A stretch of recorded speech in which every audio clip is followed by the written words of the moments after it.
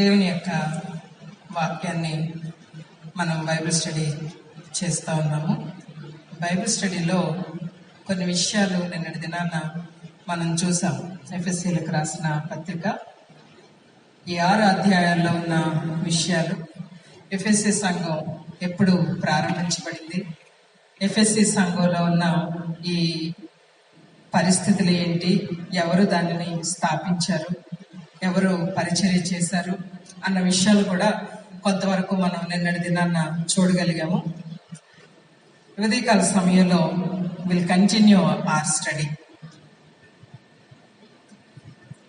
ఎఫ్ఎస్సీలకు రాసిన పత్రికలో ఉన్న ఈ 6 అధ్యాయాల్లో కూడా మొదటి 3 అధ్యాయాలు డాక్ట్రిన్ అని, తర్వాత 3 అధ్యాయాలు కూడా డ్యూటీ లేదా సిద్ధాంతం గురించిన విషయాలు, ఆచరణాత్మక క్రైస్తవ జీవితం గురించిన విషయాలు 4, 5, 6 అధ్యాయాల్లో చూసాం. మనం క్రైస్తవ జీవితానికి పునాది సిద్ధాంతం అని, విశ్వాసానికి మనం ఏదైతే ప్రమాణంగా పెట్టుకున్నామో మన విశ్వాసానికి దానిని సిద్ధాంతము అని అంటామన్న విషయాన్ని కూడా నిన్న మనం చూసాం. ఒక చెట్టుకి వేరు వ్యవస్థ అనేది ఎంత ప్రాముఖ్యమైనదో క్రైస్తవ జీవితానికి సిద్ధాంతం అనేది అంత ప్రాముఖ్యమైనది. This root system is very very important for a tree, for it's stability, for it's growth, for it's nourishment, అన్ని విషయాలకి కూడా. అలాంటిది సిద్ధాంతము. డాక్ట్రిన్ అనేది ఎక్కడి నుంచి వచ్చిందంటే ఏ థియోలాజియన్ బ్రెయిన్ నుంచి కూడా రాల. సిద్ధాంతం అనేది బైబిల్లో నుంచే వచ్చింది, లేఖనాలలో నుంచే వచ్చింది.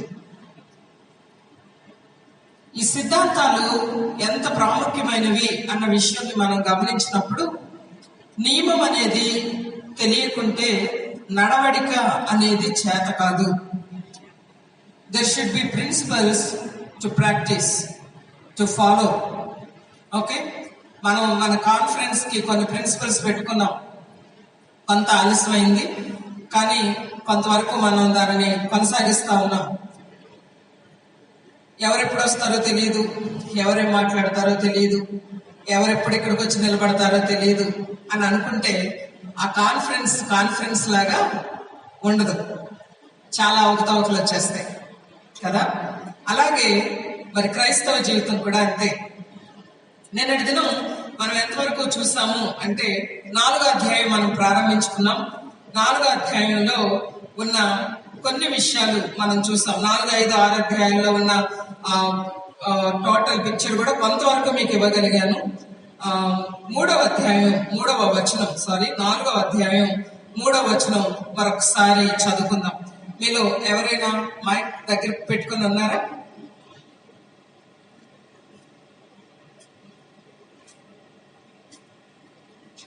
ఎవరు చదువుతారు? స్పష్టంగా చదవగలిగిన వారే. తెలుగు తప్పులు లేకుండా చక్కగా స్పష్టంగా చదవండి. మైక్ ఎవరి దగ్గర ఉంది? స్టార్ట్ చేయండి. 4వ అధ్యాయం 3వ వచనం. మీరు పిలువబడిన పిలుపునకు తగినట్లుగా దీర్ఘశాంతంతో కూడిన సంపూర్ణ వినయముతోను సాత్వికముతోను నడుచుకోవాలని ప్రభువును బట్టి ఖైదీనైన నేను మిమ్మల్ని బతిమాలుకొనుచున్నాను. ప్రార్థన చేసుకుందాం. ప్రేమ కలిగిన ప్రియ పరలోకపు తండ్రి, పరిశుద్ధుడైన దేవానికి వందనాలు. సజీవ లెక్కలో చేర్చి మరొక నూతన దినాన్ని మాకు దయచేశారు, మీకు వందనాలు. నాయన, మీరు మమ్మల్ని ఎంతగానో ప్రేమించారు ప్రభా. మీరు మమ్మల్ని ప్రేమించిన విధానం చూసినప్పుడు మేము ఏమాత్రం కూడా ప్రేమకు యోగ్యులం కాదు నాయన. కానీ మీరు మమ్మల్ని ప్రేమించి రక్షించుకున్న విధానం కొరకే వందనాలు చెల్లిస్తూ ఉన్నాం. ఉదయకాలంలో మీరు ఆ విషయాన్ని మాకు జ్ఞాపకం చేస్తూ వచ్చారు, మీకు స్తోత్రాలు ప్రభా. ఈ బైబిల్ స్టడీలో మీ సహాయం మాకు దయచేయండి. పరిశుద్ధాత్మ దేవా, మీరు మాకు బోధించండి, మాతో మాట్లాడండి. మా మనస్సులో, మా శరీరాలు యాక్టివ్గా ఉండడానికి సహాయం చేయండి నాయన. మేము మీకు మీ యొక్క వాక్యానికి సెన్సిటివ్గా ఉండడానికి సహాయం చేయండి. రైట్ వేలో రెస్పాండ్ అవడానికి సహాయం చేయండి ప్రతి విధమైన ఆటంకాలను కూడా యేసుక్రీస్తు వారి యొక్క నామములో మీరు బంధించమని ప్రార్థన చేస్తూ ఉన్నాం. మేమెంతో ఫోకస్డ్ గా ఉండడానికి కృప చూపండి. యేసుక్రీస్తు వారి నామములో అడిగి వేడుకొంచున్నాం తండ్రి, ఆమేన్. రాత్రి కాలంలో దేవుని యొక్క దాసులు దేవుని వాక్యాన్ని మనకి వివరిస్తా ఉన్నప్పుడు పిలువబడిన పిలుపునకు తగినట్టుగా నడవని ఒక వ్యక్తి జీవితాన్ని మనం చూసాం. ఎన్నో ఆశీర్వాదాలు, ఎన్నో ఎన్నో గొప్ప కృపలు ఇవ్వబడ్డాయి యోధా ఇస్కరియోతుకి. కానీ దేనిని కూడా నిలవబెట్టుకోలేని పరిస్థితి. There were so many privileges for Judas, but none remained. He wasted his life.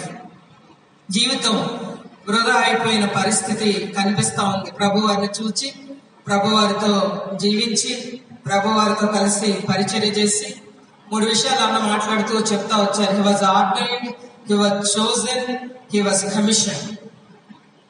ఆ స్థితి నుంచి ఏమీ లేని వాడుగా ఒక భయంకరమైన మరణానికి గురవడం, ఇటర్నిటీని కోల్పోవడం, ప్రభు ఇచ్చిన ప్రివిలేజెస్ అన్ని కోల్పోవడం అనేది మనం చూసాం. నిజంగా దేవుడు ఎంతో స్పష్టంగా రాత్రి కాలంలో మనతో మాట్లాడుతూ వచ్చారు. పిలువబడిన పిలుపులకు తగినట్టుగా ఉండడానికి ఏమి చేయాలి అన్న విషయాన్ని పౌలు ఇక్కడ మాట్లాడుతూ ఉన్నాడు. మొదటి 3 అధ్యాయాల్లో మనం చూసినప్పుడు there are so many privileges, there are so many blessings. నేను దినాలు చూసాం. మొదటి అధ్యాయంలో ఎన్ని ఆశీర్వాదాలు ప్రభు వారు ఇచ్చారు.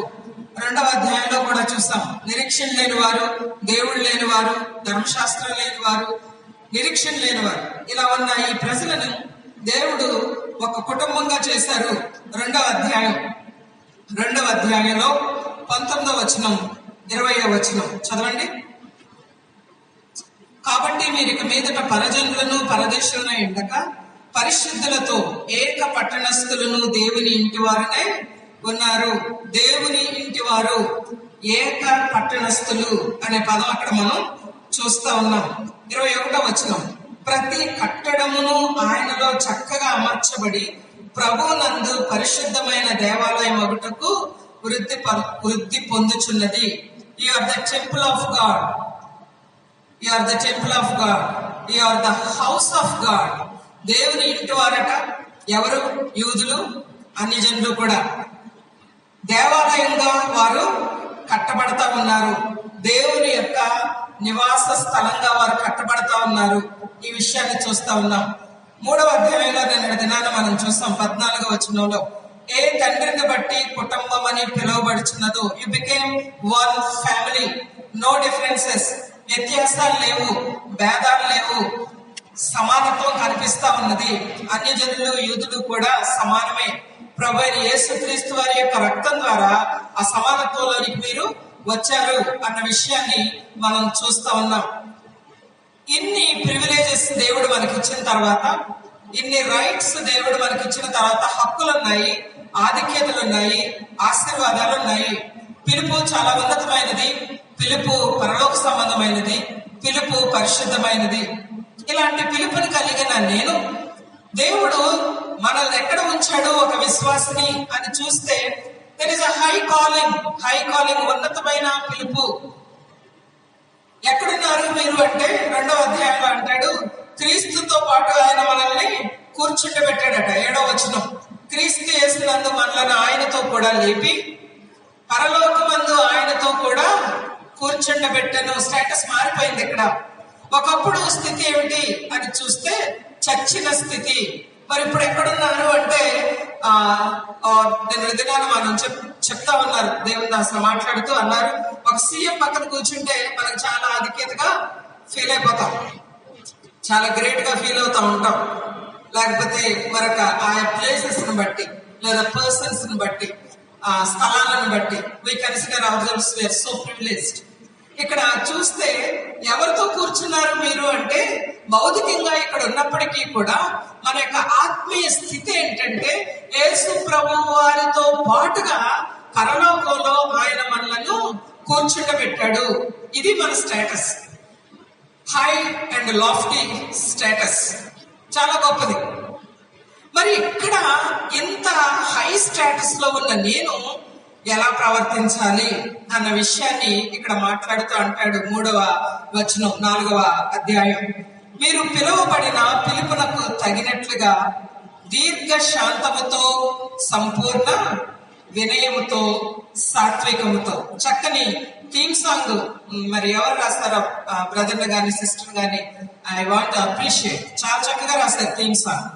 ఓకే, పాట పాడుతూ ఉన్నప్పుడు ఆ యొక్క మీనింగ్ ని కూడా మనం చూసినట్లయితే ఈ వచనాలను ఆధారంగా చేసుకుని ఆ పాట రాయడం జరిగింది కదా. చాలా చక్కగా ఉంది.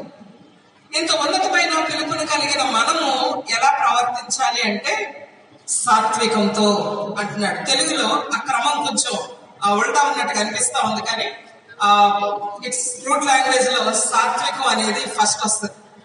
సాత్వికం, సంపూర్ణ వినయం, తర్వాత దీర్ఘశాంతము.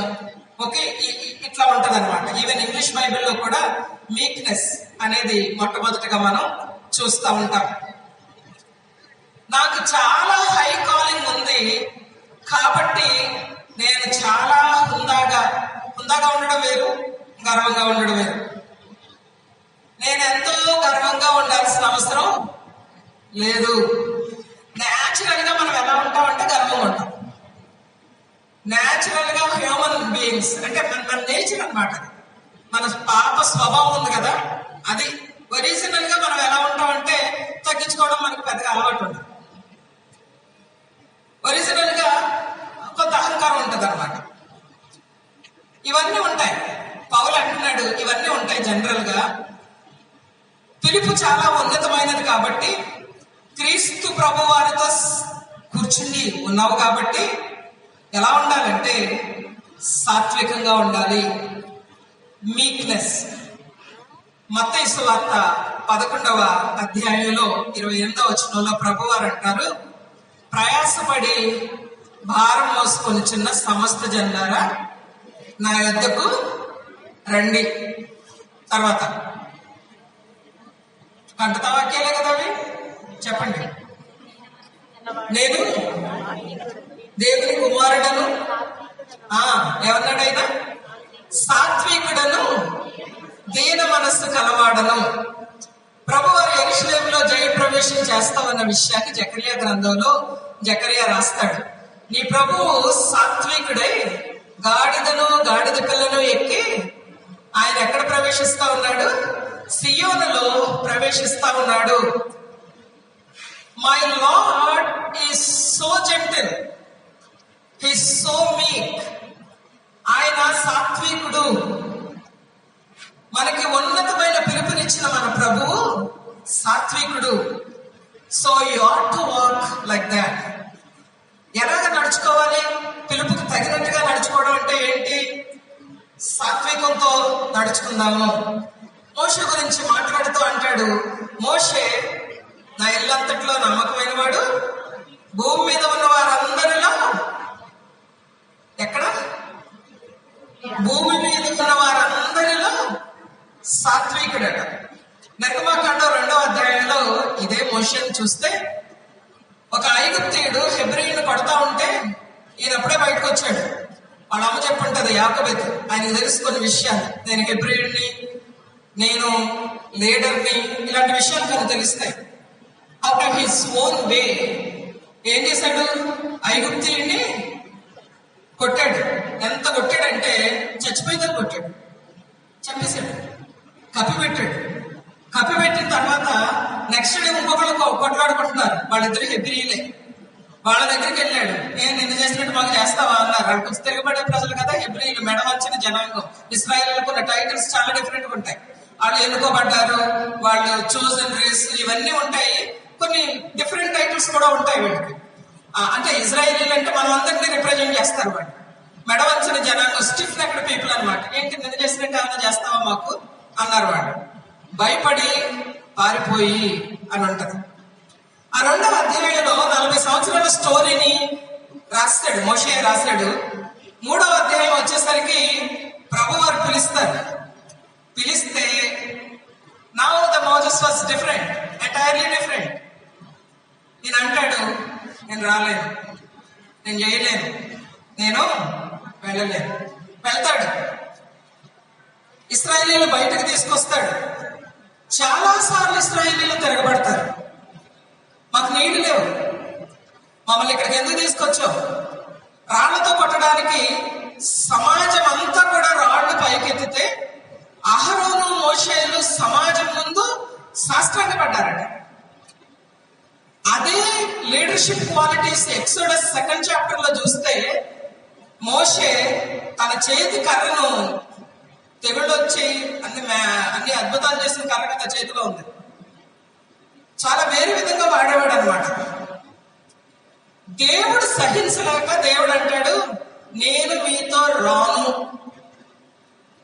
దేవుడు నా ప్రజలు అండు మోషేతో, నీ ప్రజలతో నాకు ఇంకా పని లేదు అంటే అసలు ఏ స్థాయికి వెళ్ళిపోతాడంటే మోషే, ప్రభా నువ్వు నాతో రాకపోతే, వాళ్ళను నువ్వు విమోచించకపోతే నీ గ్రంథంలో నుండి నా పేరు తీసేస్తావా? సాత్వికం ఊరికి ఇన్స్టెంట్ కాఫీ లాగో లేకపోతే ఇన్స్టెంట్ ఫుడ్ లాగో రాలా. మోజెస్ కి 40 years పట్టింది.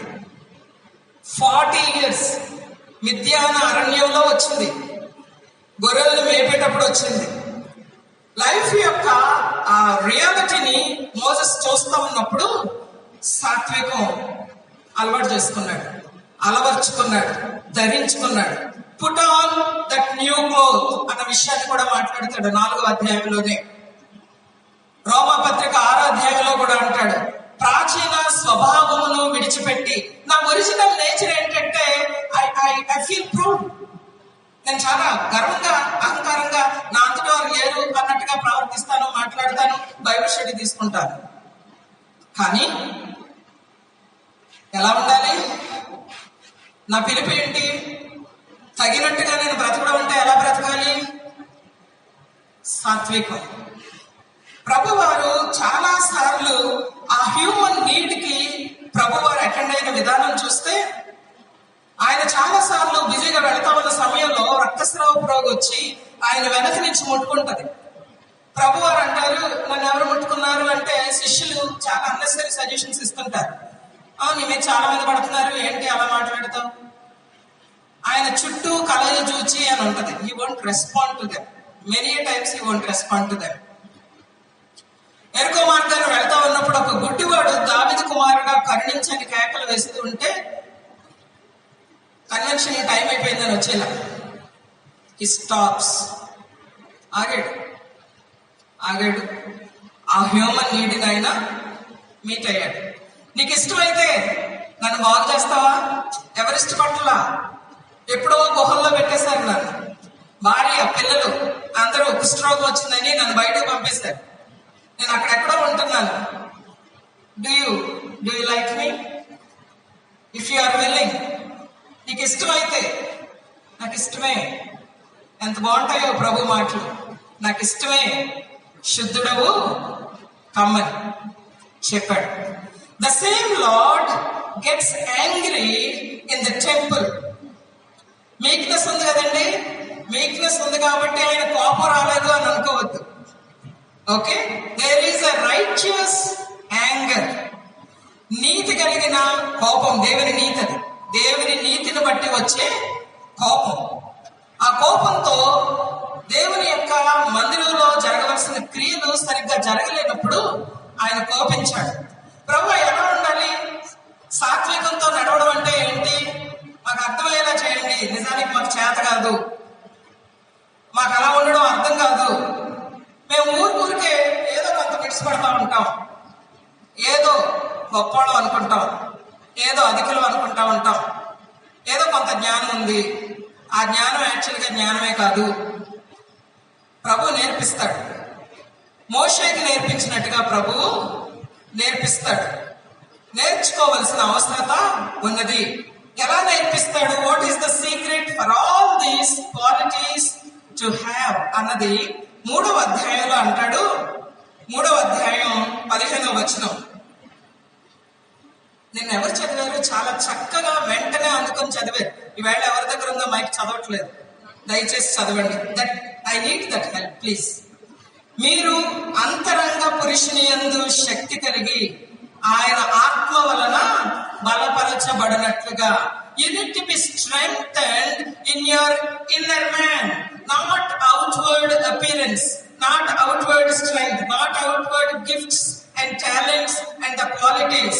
Here Paul is speaking about the strength of your inner man. అంతరంగ పురుషుని యందు శక్తి ఎలా వస్తుంది ప్రభా? అంతరంగ పురుషుడు, నా యొక్క అంతరంగ పురుషుడు, నా ఇన్నర్ మ్యాన్ ఎలాగా ఒక స్థిరమైన వ్యక్తిత్వంలోనికి నేను ఎలా వస్తాను అంటే, అక్కడ మాట ఏమని రాయబడిందంటే, ఆత్మ వలన బలపరచబడినట్లుగా. ఎవరు బలపరుస్తారండి? Hello, are you with me? ఆత్మదేవుడు బలపరుస్తాడట. ఆత్మదేవుడు ఎలా బలపరుస్తాడంటే, ఇక్కడి నుంచి అక్కడికి, అక్కడి నుంచి అక్కడికి జంప్ చేయడానికి కాదు, లేకపోతే చాలా గట్టిగా అరవడానికి కూడా కాదు. ఆత్మదేవుడు సాత్వికంగా ఉండడానికి నేర్పిస్తాడు. Meekness is not weakness, but meekness is strength. ప్రభు వారి యొక్క సాత్వికాన్ని బట్టి ఆయన ఎంత బలంగా ఉంటాడంటే, సిలువ వేసే సమయంలో హేరోదు దగ్గరికి తీసుకువెళితే ఆయన ఒక్క మాట కూడా మాట్లాడు. ఏమైనా సూచక్రియ చేస్తావా? మాట్లాడాల్సిన అవసరం లేదు, మాట్లాడు. That is the strength of lord Jesus Christ. పిలాతు దగ్గరికి వచ్చిన తర్వాత, పిలాతు హేరోదులాగా యూదుడు కాదు, రోమీయుడు, అన్యజనుడు. పిలాతుకి కొన్ని విషయాలు అర్థం కావు. నువ్వెవరివి, ఏంటి గొడవ అంతా? నా రాజ్యం ఈ లోక సంబంధమైనది కాదు. ఎంత గంభీరంగా, ఎంత సాత్వికంగా మాట్లాడుతూ ఉంటాడో ఆయన. యెరూషలేము వీధుల్లో వెళ్తా ఉన్నప్పుడు అదే సాత్వికంతో స్త్రీలతో చెప్తాడు, యెరూషలేము కుమార్తెలారా, నా నిమిత్తము ఏడవకుడి. There is a strength in meekness. ప్రభు వారి యొక్క సాత్వికము చాలా చక్కగా మనకి కనిపిస్తూ ఉంటది. సంపూర్ణ వినయముతో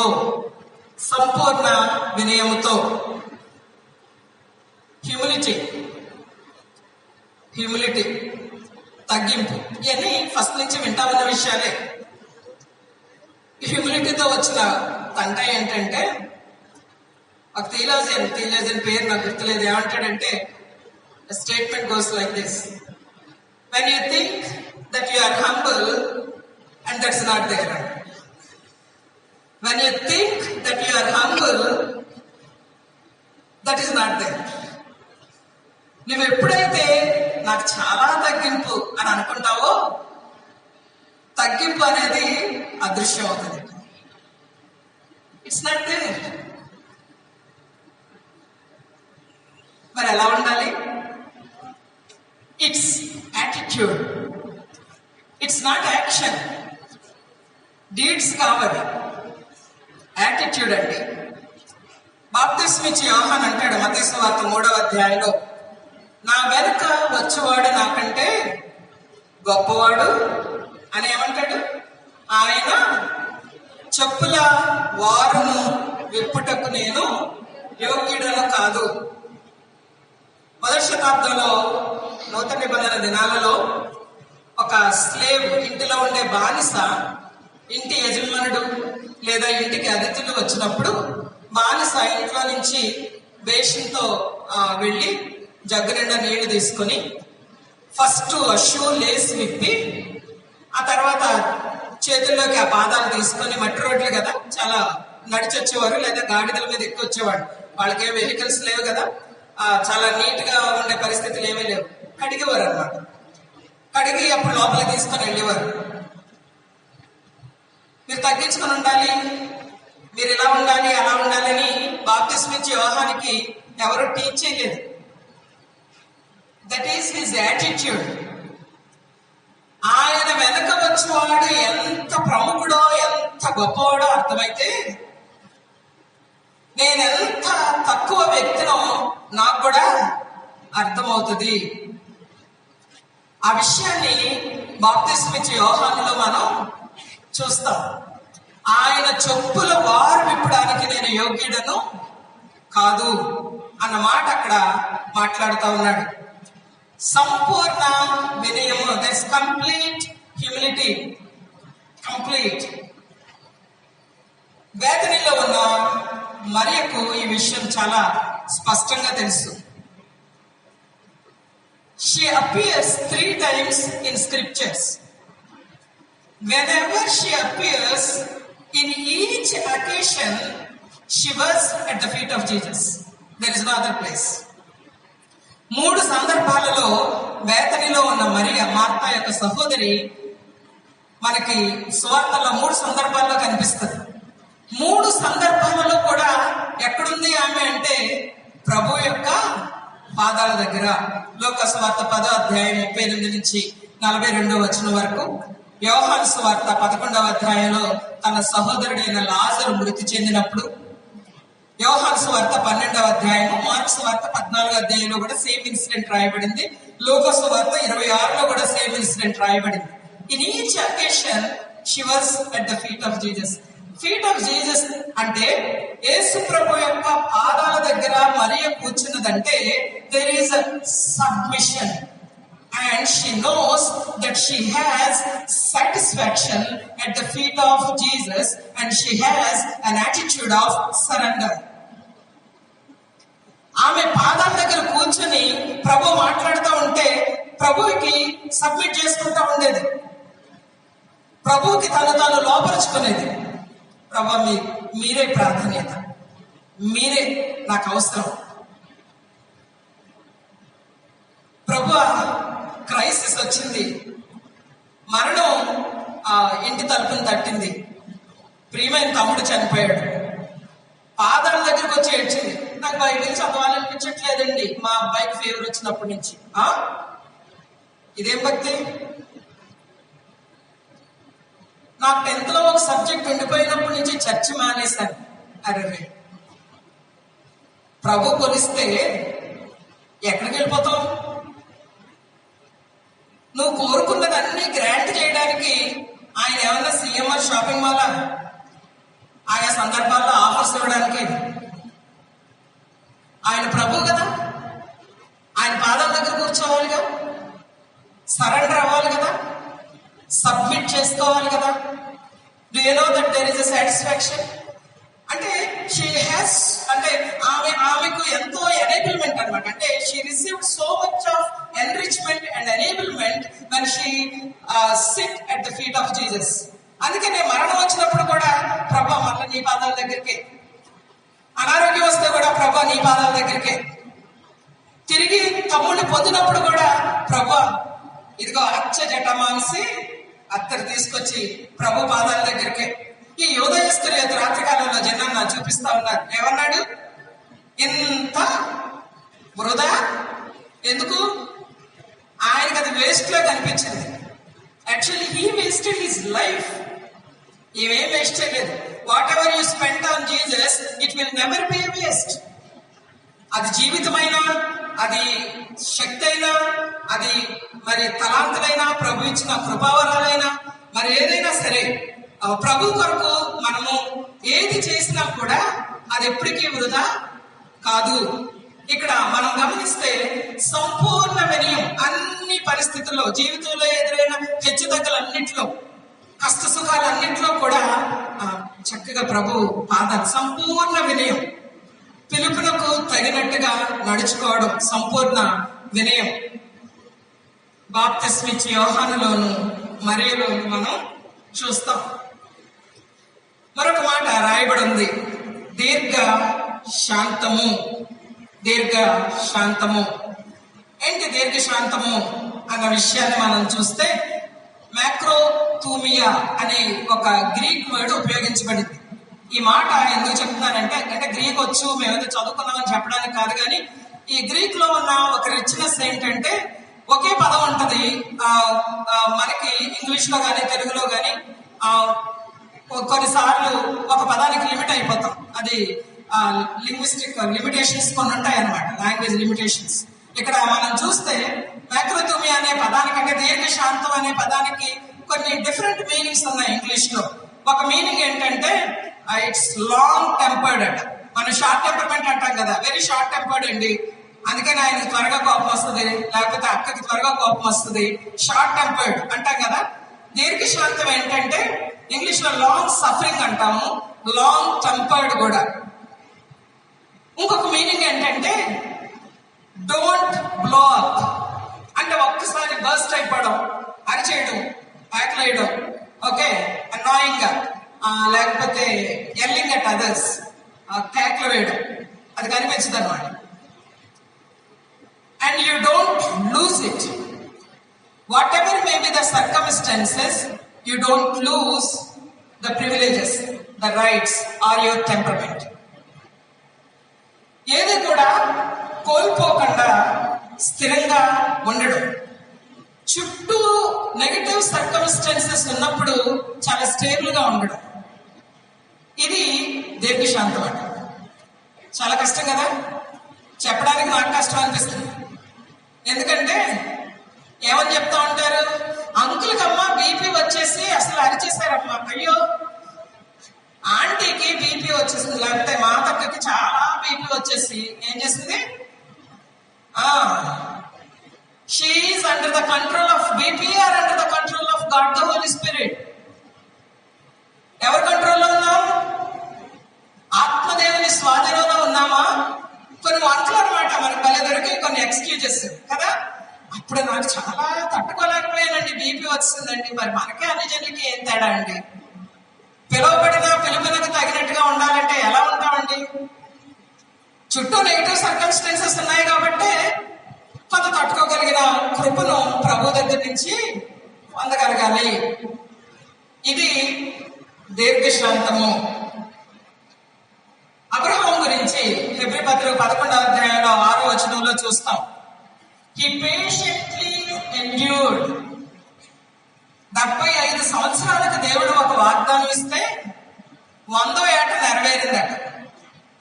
ఈ సంవత్సరం డిసెంబర్ 31కి ఆ వాగ్దానాలు ఇస్తారు కదా చర్చిలో, ఆ ప్రామిస్ కార్డు తీసుకుంటే అది 2019లో ఏమవ్వాలి, నెరవేరిపో. మన 2020కి కూడా వస్తుందిగా. ఈ లోపల ప్రభు వాగ్దానం ఇచ్చేవి నెరవేర్చలేదు. ఏమోనంటే నా ప్రార్థనలన్నీ ఎక్కడికి వెళ్ళాం. దేవుడు వింటాడు. ఎక్కడో సెట్ చేయాలని, ఎక్కడో కొంచెం శాండ్ పేపర్ తో మనల్ని కొంచెం ఆయన ఏం చేస్తాడు, కొంచెం సాఫ్ట్ చేస్తాడు. కొన్ని రఫ్ ఎడ్జెస్ ఉంటాయి అన్నమాట మనకి. ఈ రఫ్ ఎడ్జెస్ ని కొంత మనం బాగవ్వాలి అంటే, ఆయన సారథ్యంలోనికి రావాలంటే, ఆయన పిలిచిన పిలుపునకు తగినట్టుగా ఒక యోగ్యమైన స్థితికి రావాలంటే, వాడుకోవడానికి యోగ్యమైన ఉపయోగకరమైన ఒక పాత్రగా ఉండాలంటే ఆ డిలేస్ అనేవి ఉంటాయి. For us it is delayed, but for him it is right time. Abraham December 31 night ఒకవేళ ఆయనకు వాగ్దానం వచ్చుంటే 25 years తర్వాత నెరవేరింది. 25, మై గుడ్నెస్. ఎక్కడ ఓర్చుకుంటాం? నన్ను మిస్అండర్స్టాండ్ చేసుకొని, నా భర్తను మిస్అండర్స్టాండ్ చేసుకొని, దేవుణ్ణి మిస్అండర్స్టాండ్ చేసుకొని, మనం వెళుతున్న చర్చిని మిస్అండర్స్టాండ్ చేసుకొని, ఈ చర్చికి వెళ్తుంటే ఏమీ జరగవు. చర్చికి వెళ్తే జరుగుతాయని ఎందుకు చెప్పారు? దేవుడు నమ్ముకుంటే జరుగుతాయి. చర్చిలో ఏమీ లేదు. ఆయన అన్నాడు, ఒక కాలం వచ్చినది ఆయనను ఆరాధించేవారు ఆత్మతో సత్యంతో ఆరాధిస్తారు. ఒకప్పుడు బలిపీఠాలు అబ్రహాం కట్టాడు. ఒకప్పుడు మోషే ప్రత్యక్ష గుడారాలు ఆరాధించాడు. తర్వాత సొలొమోను యెరూషలేము మందిరంలో ఆరాధించాడు. అదిగో నూతన నిబంధన కాలం వచ్చింది. యెరూషలేము లేదు, మరొక గెరోజీము పట్టణం లేదు. పట్టణాలు కాదు, స్థలాలు కాదు. మీరు మా గ్రామానికి వచ్చి, మా పట్టణానికి వచ్చి, మా మందిరంలో మోకరించి ప్రార్థన చేస్తే మీకు దేవుడు మీదిటికి సంవత్సరాలు గర్భఫలం ఇస్తాడు అంటే అది వట్టిది. మేము వస్తున్నామండి విజయవాడ, మాతో పాటు పరిశుద్ధాత్మ దేవుడు వస్తున్నాడు. ఇదే మాట. అరే, ఇంతవరకు విజయవాడలో పరిశుద్ధాత్మ దేవుడు లేడా? ఇదేం అడ్వర్టైజ్మెంట్? మీతో పరిశుద్ధాత్మ దేవుడు వస్తున్నాడా? పరిశుద్ధాత్మ దేవుడితో పాటు మీరు వెళ్తున్నారా? ఆత్మదేవుడు నడిపించినట్టుగా నేను వెళ్ళాలి కదా. నాతో పాటు ఆయన రావడం ఏంటి? ఆయన ప్రభువు, నేనా? ఏం మాట్లాడుతున్నాం? ఎలా బోధిస్తున్నాం? ఏం జరుగుతుంది ఇక్కడ? చాలా జాగ్రత్తగా మాట్లాడాలి. మేము సేవకులు ముఖ్యంగా వాక్యాన్ని బోధించేవారు ఏం చేయాలి? దేవుణ్ణి నేను వాడుకోవట్లా, నన్ను దేవుడు వాడుకోవాలి. అవునా కదా? Hello, yes or no? Yes. ఇక్కడ దేవుని యొక్క వాక్యాన్ని చూస్తా ఉంటే అబ్రహాము దాదాపుగా 25 సంవత్సరాలు he patiently endured. నోవా 120 సంవత్సరాలు వచ్చే వరకు కూడా, తనకి ఆ వయసు వచ్చే వరకు కూడా తను ఎవరు వినలేదు తన మాటని. అప్పుడు ఉన్న లోకం తన మాట వినలేదు. చాలా ఓపికతో కట్టాడు. అది వరకు ఓడ తెలియదు, వరదలు తెలియదు. తన కుటుంబాన్ని రక్షించుకోగలిగాడు. మోషే సహించాడు. అల్పకాలం పాపభోగం అనుభవించట కంటే దేవుని ప్రజలతో శ్రమ అనుభవించుట మేలని యోచించి, ఫరో ప్యాలెస్ లో ఉంటే మోషేకి చాలా బాగుండేది. సుఖభోగాలు చాలా చక్కగా ఉండేవి. అరణ్యంలో ఇశ్రాయేలీయులు నడిపిస్తా ఉన్నప్పుడు చాలా శ్రమ పడ్డాడు, చాలా ఓర్చుకున్నాడు. అందుకనే ప్రభు సాత్వికుడు అనే మాట కూడా అన్నాడు. ప్రవక్త అయిన ఇర్మియా గురించి చూస్తే, నువ్వు మాట్లాడు, నీవు దేవుని వాక్యాన్ని చెప్పు, దేవుడు సెలవిచ్చాడు. కానీ ఏమెదురైందండి ఇర్మియాకి? He was persecuted. నీళ్లు లేని ఎండిన బావిలోనికి ఇర్మియాను వేశారు, చెరసాల్లో పెట్టారు. ఆహారం లేదు. దీర్ఘశాంతం, ఎండ్యూర్డ్ పేషెంట్లీ, ఓర్చుకున్నారు. యెషయాను దేవుడు పరిచర్యకి పిలిచినప్పుడే పాపం చాలా విల్లింగ్ గా, ఎవరు వెళ్తారు నా కోసం, ఎవరిని పంపుతాను, నేను ఉన్నాను ప్రభు అంటాడు. ప్రభు చెప్పిన మాట ఏంటంటే, నేను పంపిస్తాను, అయితే నీ మాట ఎవరు వినరు. విన్నా అర్థం చేసుకోరు, అర్థం చేసుకున్నా గ్రహించరు, గ్రహించిన లోపడరు. వీళ్ళ దగ్గరికి వెళ్ళు. అదేంటి ప్రభు, 10,000 మంది వస్తే బాగుంటది కదా చర్చిలోకి, అక్కడ పంపితే బాగుంటదిగా, ఈవేళ 300 చేతులు లేచేయి అంటే బాగుంటదిగా, నా చర్చిలో 150,000 మంది ఉన్నారు అంటే బాగుంటది కదా. నేను ఎంతో విల్లింగ్ గా సేవకు వస్తాను అంటే దేవుడు ఏమంటాడు? నువ్వు విను, వాళ్ళు వినరు. ఒకవేళ విన్నా గ్రహించరు, గ్రహించినా వాళ్ళు లోబడరు. అక్కడికి వెళ్తాం, వెళ్ళాడు. He preached with patience. Result లేని చోట, ఫలితం లేని చోట మాట్లాడుతూనే ఉన్నాడు, దేవుని యొక్క వాక్యాన్ని చెప్తానే ఉన్నాడు. దట్ ఈస్ ఎండ్యూరింగ్ పేషెంట్లీ, దీర్ఘ శాంతము. ఈ మాటలన్నీ చెప్పి పౌలు ఇక్కడ ఏమంటున్నాడంటే, అలా ఉండాలని ప్రభువును బట్టి ఖైదీనైన నేను మిమ్మును బతిమాలుకొనుచున్నాను. పౌలు తను తాను పరిచయం చేసుకునే విధానాలు చాలా ఆశ్చర్యంగా అనిపిస్తూ ఉంటాయి. ఇక్కడ అంటున్నాడు, as a prisoner of Christ I am beseeching you, I'm begging you. Okay, నేను బతిమాలుకుంటున్నాను. నేను ఎవరినంటే క్రీస్తు ప్రభు వారి యొక్క ఖైదీని. I'm a prisoner of Christ. Technically speaking, he is a prisoner of Rome. He was a prisoner of Rome, not Christ. ఆయన రోమాలో రోమీయులకు ఖైదీగా ఉన్నాడు. కానీ తను ఎప్పుడు ఆయన అలా చెప్పుకోలేదు. 3వ అధ్యాయం కూడా చూడండి, 3వ అధ్యాయం 1వ వచనంలో కూడా ఇదే మాట మాట్లాడుతున్నాడు.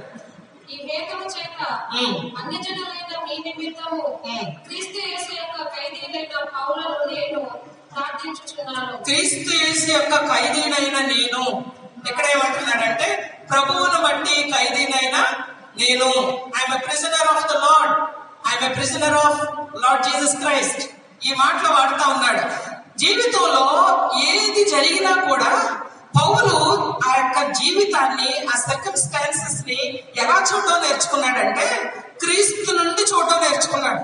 క్రీస్తులో అదేంటో తనేంటో అలా చూడడం నేర్చుకున్నాడు. నేను రోమీల వల్ల ఈ చెరసాలలోకి రాలేదు, నేను రోమీల వల్ల ఈ ఖైదీగా నేను మారలేదు. It is because of Christ. నేను క్రీస్తునందు, క్రీస్తుకు నేను ఖైదీని అన్న మాటను మనం అక్కడ చాలా స్పష్టంగా చూస్తా ఉన్నాం. ఇంకొక మాట తను చెప్పేది ఏంటంటే, ఇక్కడ సాత్వికం గురించి ఇవన్నీ మాట్లాడుతూ ఉన్నాడు కదా, అది పౌలు జీవితంలో ఉందంటే చాలా చక్కగా ఉంది. ఖైదీనైన నేను మిమ్మును ఆజ్ఞాపిస్తున్నాను, క్రీస్తునందు హెచ్చరిస్తున్నాను. ఏమంటున్నాడండి? బైబిల్ చూడండి. బైబిల్ చూస్తే మీరు ఆన్సర్ చెప్పేస్తారు. బతిమాలు కొంచెం. ఓకే, ఈజ్ ఆల్మోస్ట్ బిహేవింగ్ అంటే బెగ్గింగ్ అనమాట. బ్రతిమలాడుకోవడం.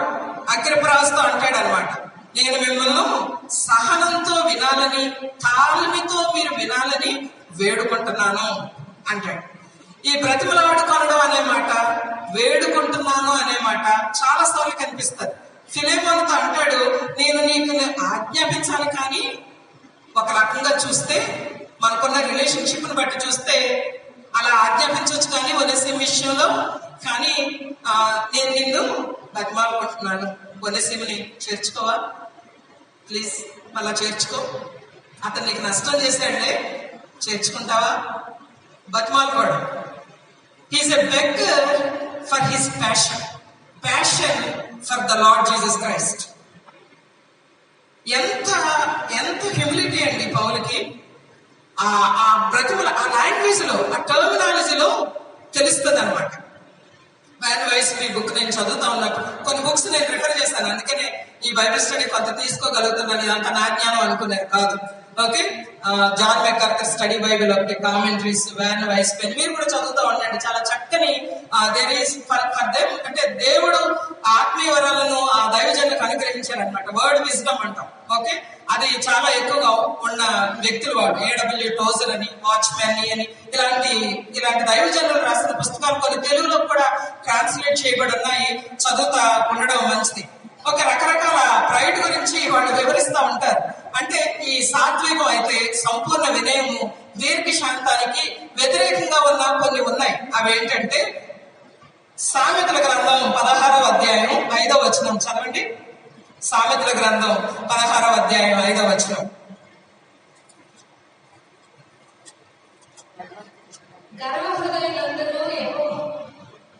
చదవమ్మా. గర్వ హృదయులందరూ యెహోవాకు. ఇక్కడ గర్వం దేనికి సంబంధించిందంటే హృదయానికి. పైకి ఏం కనపడదు, పైకి అస్సలు కనపడదు. సిస్టర్ ఎప్పుడు వైట్ సారీ కట్టుకుంటారు, లేకపోతే బ్రదర్ ఎప్పుడు వైట్ షర్ట్ వేసుకుంటారు, అస్సలు స్లిప్పర్ వేసుకుంటారు, షూ వేసుకుంటారు. ఇది కాదండి హ్యూమిలిటీ. చాలా సార్లు ఇలా మాట్లాడుతాం, దీనికి అప్లై చేసేస్తాం అనమాట. బయటకు కనబడేదానికి అప్లై చేస్తాం. Of course that is called simplicity. What is humility? సంపూర్ణ వినయం ఏంటి? సాత్వికం ఏంటి? దీర్ఘశాంతం ఏంటి? హృదయం దేవుని దగ్గర సంపూర్ణ వినయంగా ఉండడం. గర్వం హృదయానికి అంటుకొని ఉంటదట. తర్వాత మాటల్లో మనం చూస్తే 21వ అధ్యాయం సామెతలు 4వ వచనం కూడా చదవండి. సామెతల గ్రంథంలోనే చాలా మాటలు రాయబడి ఉన్నాయి. అహంకార దృష్టియు గర్వ హృదయము. మరలా అక్కడ అంటున్నాడు, హృదయం దేనితో నింపబడి ఉంటది? గర్వ హృదయము. నేను ముందు విషయాలా, వాళ్ళ ముందు విషయాలా? అసలు నేను వెళ్తా ఉంటే విషయం లేదండి కనీసం. ప్రైజ్ ద లార్డ్ చెప్పండి. నిన్ను విష్ చేస్తున్నారా, దేవుని స్తుతిస్తున్నారా? అసలు praise the Lord, praise the Lord నీకు చెప్పకపోయినా పర్లేదు, ప్రభు చెప్తే చాలుగా. ఏంటో గర్వం, హృదయానికి సంబంధించిన గర్వాలు. 16వ అధ్యాయం 18వ వచనం. గర్వం అట చాలా టీవీగా నడుచుకుంటా వెళ్తుందట. దేనికి ముందు? నాశనానికి ముందు. There is a verbal pride. Pride లో చాలా రకాలు ఉన్నాయి. ఓకే, ఒకటేంటంటే this is given by John MacArthur. Okay, verbal pride అంటాడు. వర్బల్ ప్రైడ్ ఏంటంటే నేను అక్కడ ఉంటే కన్వెన్షన్ అలా జరగదండి, నేను అక్కడ లేదు కాబట్టి. Oh is it? ఎవరు అక్కడ లేరు? మేము ముందు ఆర్గనైజ్ చేసింది మీకు తెలుసా? That was entirely different. Wow! ఇలాంటి ఐలు యెషయా గ్రంథం 14వ అధ్యాయంలో లూసిఫర్ మాట్లాడతాడు అనమాట. There are 5 I will make myself. నేను వేసుకుంటాను, నేను ఉత్తరమున సభాపర్వతం మీద కూర్చుంటాను, నేను నేను నేను ఇఫ్ ఐ వాస్ దేర్, నేనే కానీ అక్కడ ఉన్నట్లయితే ఇలా జరిగి ఉండేది కాదు. అందుకే దేవుడు లేకుండా చేశాడు. That's very good, that's very good, true it is. మనం ఉండకుండా ఉండడం మంచిది. మనం లేకపోయినా ఆయన చేయగలడు అని నిరూపించడానికి దేవుడు కొన్నిసార్లు మనల్ని అక్కడ ఉంచడు. వర్బల్ ప్రైడ్, మాటల్లో భలే గర్వం, నోరు మెప్పితే రాకుండా చూసుకుందాం. చేత కాదు, ఇక్కడ చెప్తున్నా నాకు చేత కాదు, ఏదో టైంలో అలాంటి మాటలు వస్తాయి. ఏం చేయాలి? అప్పగించుకోవాలి. అంతరంగ పురుషుడు ఆత్మ వలన బలపరచబడాలి. If you are spiritual, if you are mature, this kind of language will not come from our mouth. Right? There is another pride that is an intellectual pride. I know it. నాకు ఆ విషయం ముందే తెలుసండి. ఓ is it?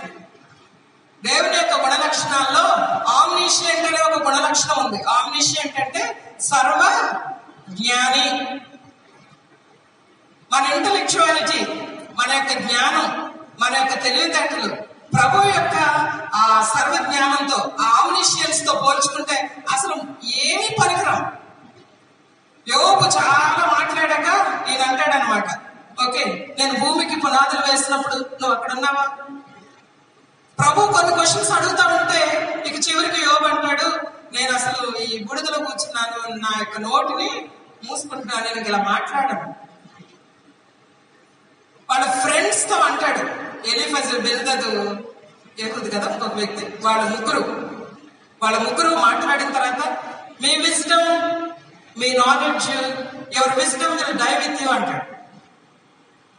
అంటే వాళ్ళకి ఎలా ఉంటుందంటే, మేము ముగ్గురం కాబట్టి యోబుకి జ్ఞానం లేదు, మేము ముగ్గురం కాబట్టి ఇంత మాట్లాడగలం, మేము ముగ్గురం కాబట్టి ఇలా చేయగలం, మేము ముగ్గురం కాబట్టి ఇలా ఉండగలం. వాళ్ళ ముగ్గురు లేకపోతే అసలు లోకంలో జ్ఞానమే లేదు అన్నట్టుగా మాట్లాడతారు.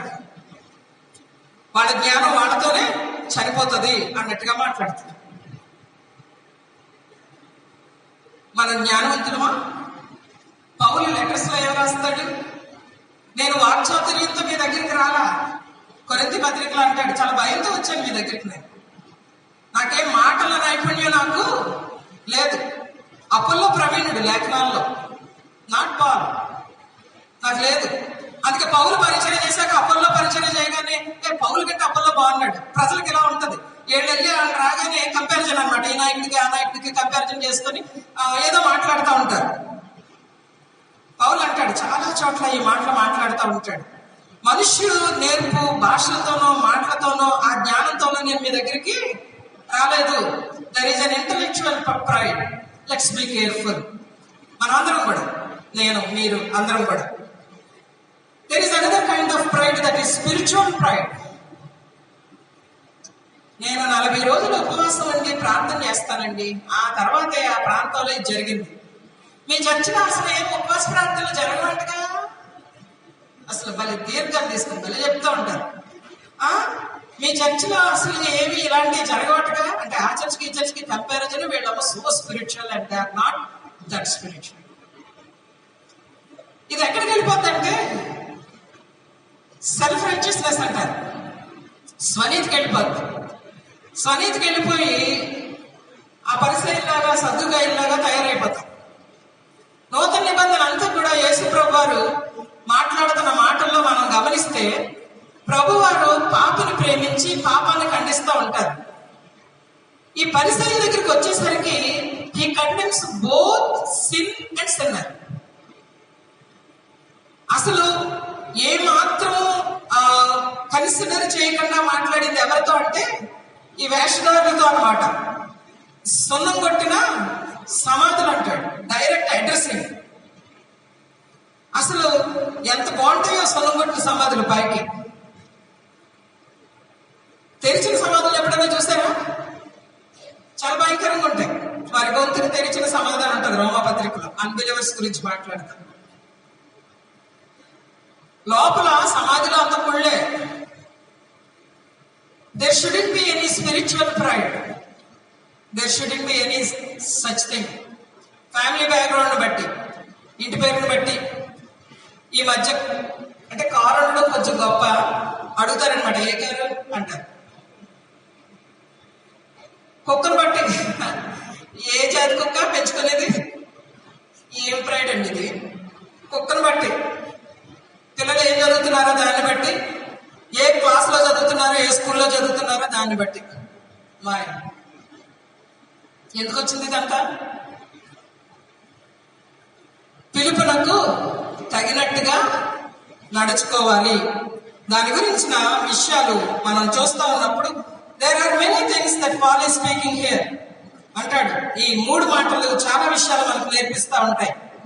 సాత్వికముతోనూ, సంపూర్ణ వినయముతోనూ, దీర్ఘశాంతంతోనూ అని చెప్పి, ప్రభువును బట్టి ఖైదీనైన నేను మిమ్మల్ని బతిమాలుకొంచున్నాను. 4-5 వచనాలు చూస్తే, ఎందుకు నేను బతిమాలుకుంటున్నాను అంటే, సంఘంలో ఉన్న మనం అందరం కూడా ఒకే శరీరము, ఒకే ప్రభువు, ఒకే ఆత్మ, ఒకే ఆత్మను మనం కలిగి ఉన్నాం.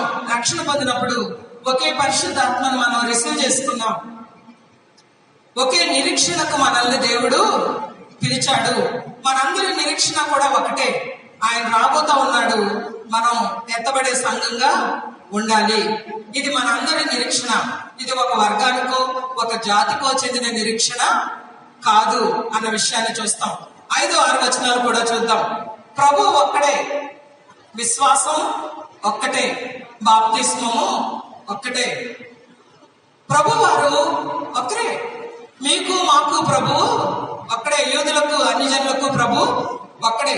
ఇక వ్యత్యాసాలతో ఉండడానికి వీరు లేదు. మీరు బాప్టిస్ట్లా, మేము లూథరన్సా, లేకపోతే మీరు ఫస్ట్ సర్వీస్కి వెళ్తారా? కొన్ని ప్లేసెస్కి వెళ్తే ఇది కూడా అడుగుతారు, మీరు ఫస్ట్ సర్వీస్ అంటే సెకండ్ సర్వీసా అంటారు. అంటే అక్కడ ఏదో తేడా ఉందన్నమాట. ఫస్ట్ సర్వీస్కి ఒక ప్రభువు లేడండి, సెకండ్ సర్వీస్ ఇంకో ప్రభువు లేడు.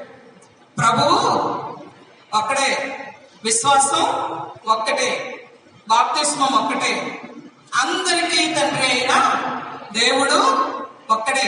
బాప్తిస్మం అంటే మరలా పరిశుద్ధాత్మ పొందడం, బాప్తిస్మం ఇలాంటివి మాట్లాడుతూ ఉంటారు. కానీ ఒక విషయం మనం అర్థం చేసుకుందాం. మనం ఎప్పుడైతే యేసు ప్రభుని సొంత రక్షకునిగా అంగీకరిస్తామో అప్పుడే పరిశుద్ధాత్మ దేవుడి ముద్ర మన మీద వేయబడింది. యేసు ప్రభు వారితో పాటుగా ఆత్మదేవుడు కూడా మన హృదయాల్లోనికి వచ్చి ఆయన నివసిస్తారు. అయితే పాత నిబంధన కాలంలో పరిశుద్ధాత్మ దేవుడు ఆయా సమయాల్లో ఒక వ్యక్తి దగ్గరికి రావడం, ఆ పని ఆయన ముగించుకోవడం, మరలా తిరిగి పరలోకం వెళ్ళిపోవడం జరుగుతూ ఉండేది. కానీ నూతన నిబంధనలో అలా జరగలేదు. పెంతెకొస్తు దినాన పరిశుద్ధాత్మ దేవుడు శాశ్వతంగా సంఘంతో ఉండడానికి ఆయన వచ్చాడు. అలాగే వ్యక్తిగతంగా ఎవరైతే యేసు ప్రభుని సొంత రక్షకునిగా అంగీకరిస్తారో వారి హృదయాలలో ఆయన ఉంటాడు. ఆయన శాశ్వతంగా ఉంటాడు. 4వ అధ్యాయం 30వ వచనం కూడా చూద్దాం. దేవుని పరిశుద్ధాత్మను దుఃఖపరచుకుడి, విమోచన దినం వరకు ఆయన యందు మీరు ముద్రింపబడి ఉన్నారు. ఈ ముద్ర ఎంతకాలం ఉంటుందట? ఏమన్నది వాక్యంలో? విమోచన దినము వరకు, అంటే నేను మరణించే వరకు లేదా ప్రభువు వచ్చే వరకు ఈ యొక్క ముద్ర మన మీద ఉంచబడుతుంది. సో ఎవరు అని ఆలోచన చేస్తే ఆత్మదేవుడు ఆయన నా హృదయంలో నుంచి వెళ్ళిపోడు. విశ్వాస రక్షణ పొందిన తర్వాత కూడా ఒకవేళ పాపం చేయడానికి శరీరంలో ఉన్న ఆ పాప స్వభావాన్ని బట్టి పాపం చేసినప్పటికీ కూడా పరిశుద్ధాత్మ దేవుడు ఆ వ్యక్తిని విడిచి వెళ్ళిపోడు.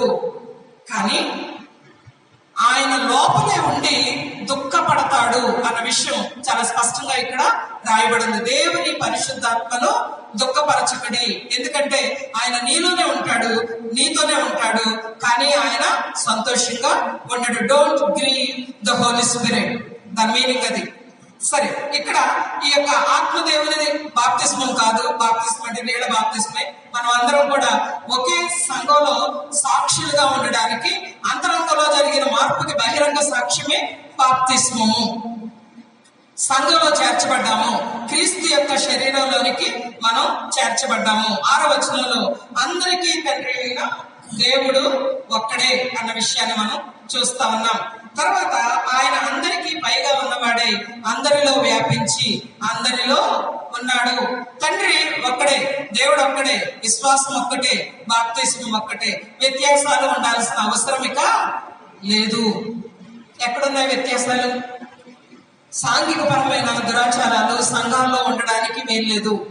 సాంఘిక పరమైన దురాచారాలు, బయట లోకమే పట్టించుకోని విషయాలు సంఘంలో క్రీస్తు శరీరంలో ఉండడానికి వీల్లేదు.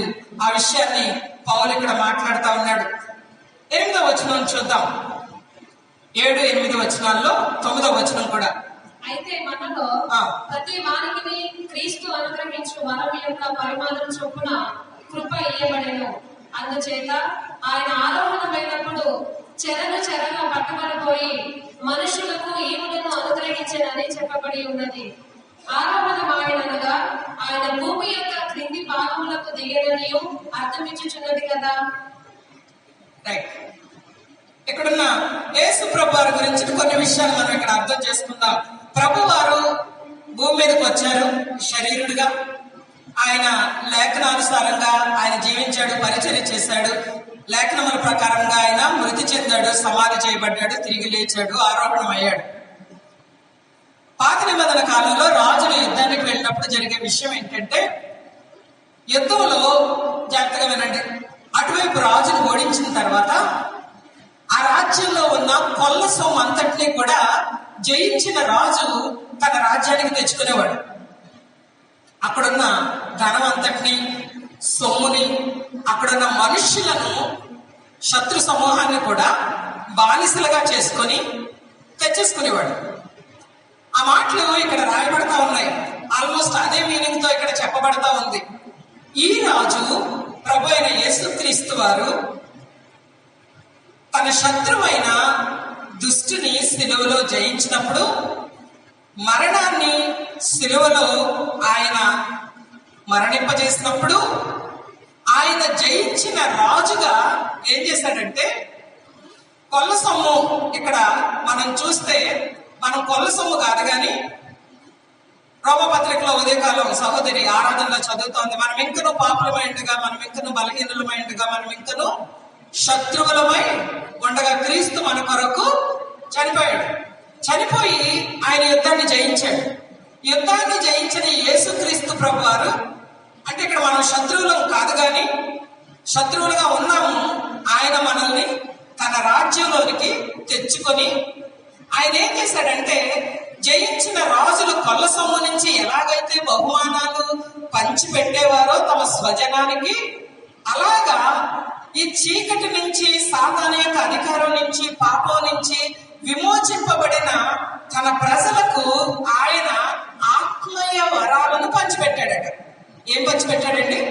ఆత్మీయ వరాలను పంచిపెట్టాడు అన్న విషయాన్ని మనం ఇక్కడ చూస్తా ఉన్నాం. కీర్తన 68, 18వ వచనం ఒకసారి చదువుతారా?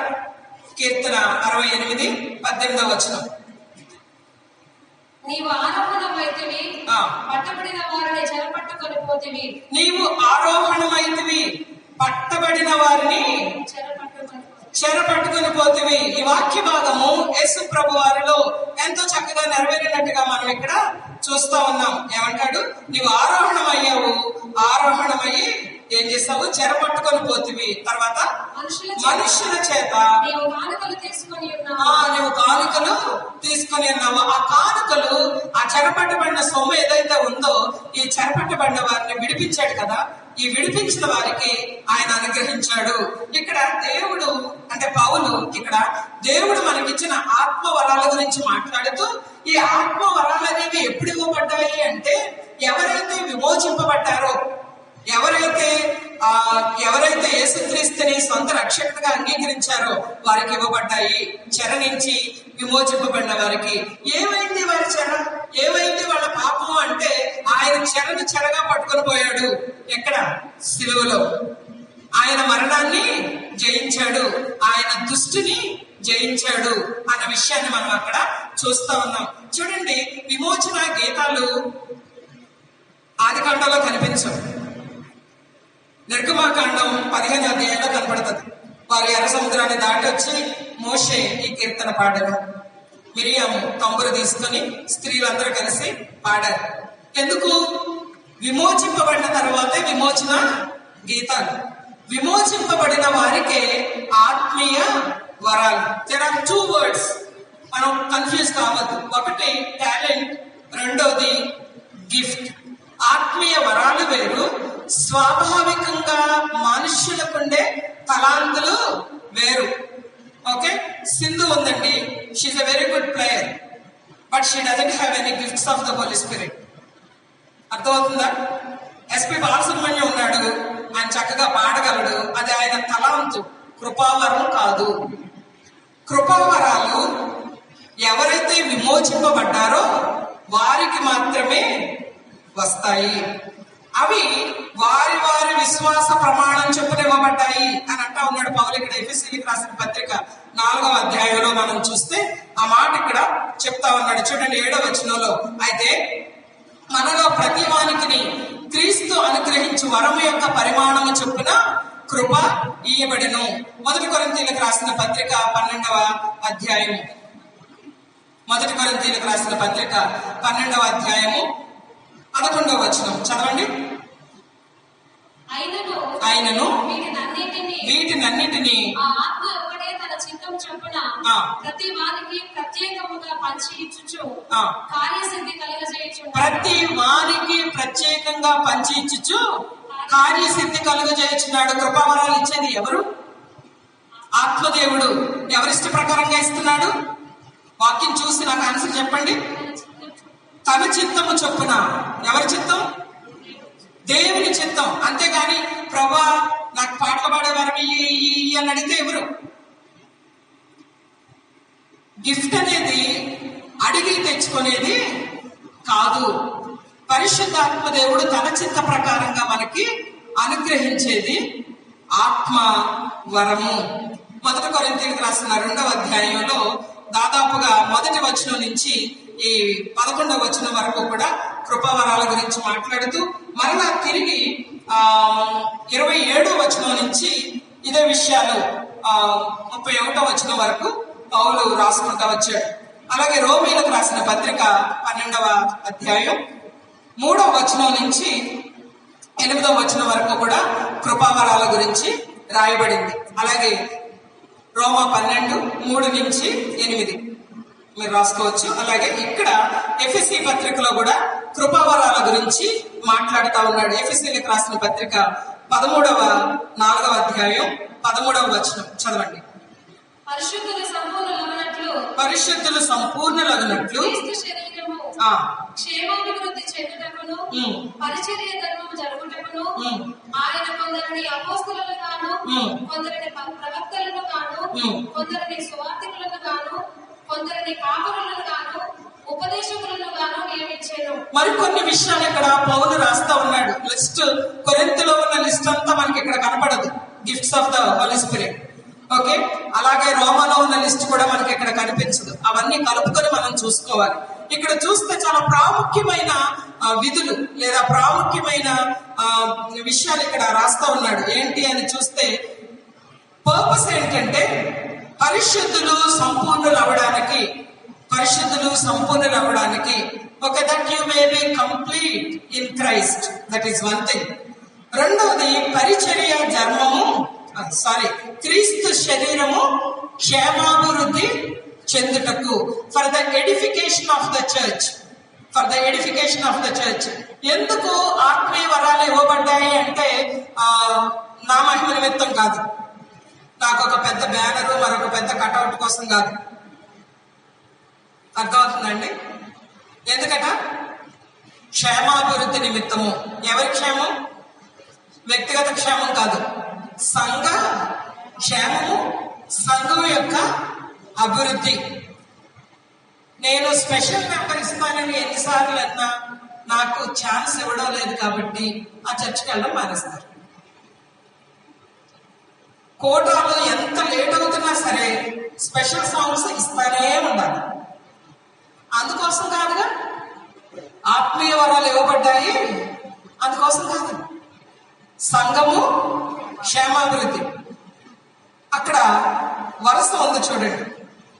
అపోస్తలులు, ప్రవక్తలు, సువార్తికులు, కాపరులు, ఉపదేశులు. పాస్టర్ టీచర్స్ అన్నాడు. అంటే కొందరు అన్నమాట సో ఎవరి ముందు, ఉపదేశకుల ముందు మళ్ళీ రిపీట్ చేయబడలేదు. దాన్ని మనం చూద్దాం. దేవుడు అందరినీ అపోస్తలులుగా పెట్టాలి. కొందరినే కొంతకాలమే ఒక ప్రత్యేకమైన పని నిమిత్తమే అపోస్తలులుగా ఉంచాడు. Apostles and prophets are for some time.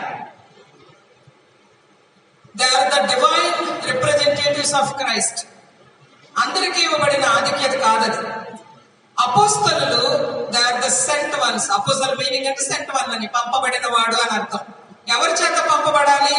పునరుద్ధానుడైన యేసుక్రీస్తు చేత పంపబడాలి. పునరుద్ధానుడైన యేసుక్రీస్తుని ఈ కంటితో చూసిన వారు మాత్రమే అపోస్తలులు. అందరూ అపోస్తలులు కాదు. ఓకే, రెవరెండ్, డాక్టర్, బిషప్, ఇంకా ఏమంటారు, ప్రవక్త, అపోస్తలు రాలేనా, మాతా మోజెస్ అని పొరపాటును కూడా అనకూడదు. లేదది. ఎందుకంటే ప్రవక్తలు కూడా నూతన నిబంధనలో అగబు అనే ప్రవక్త కనిపిస్తాడు.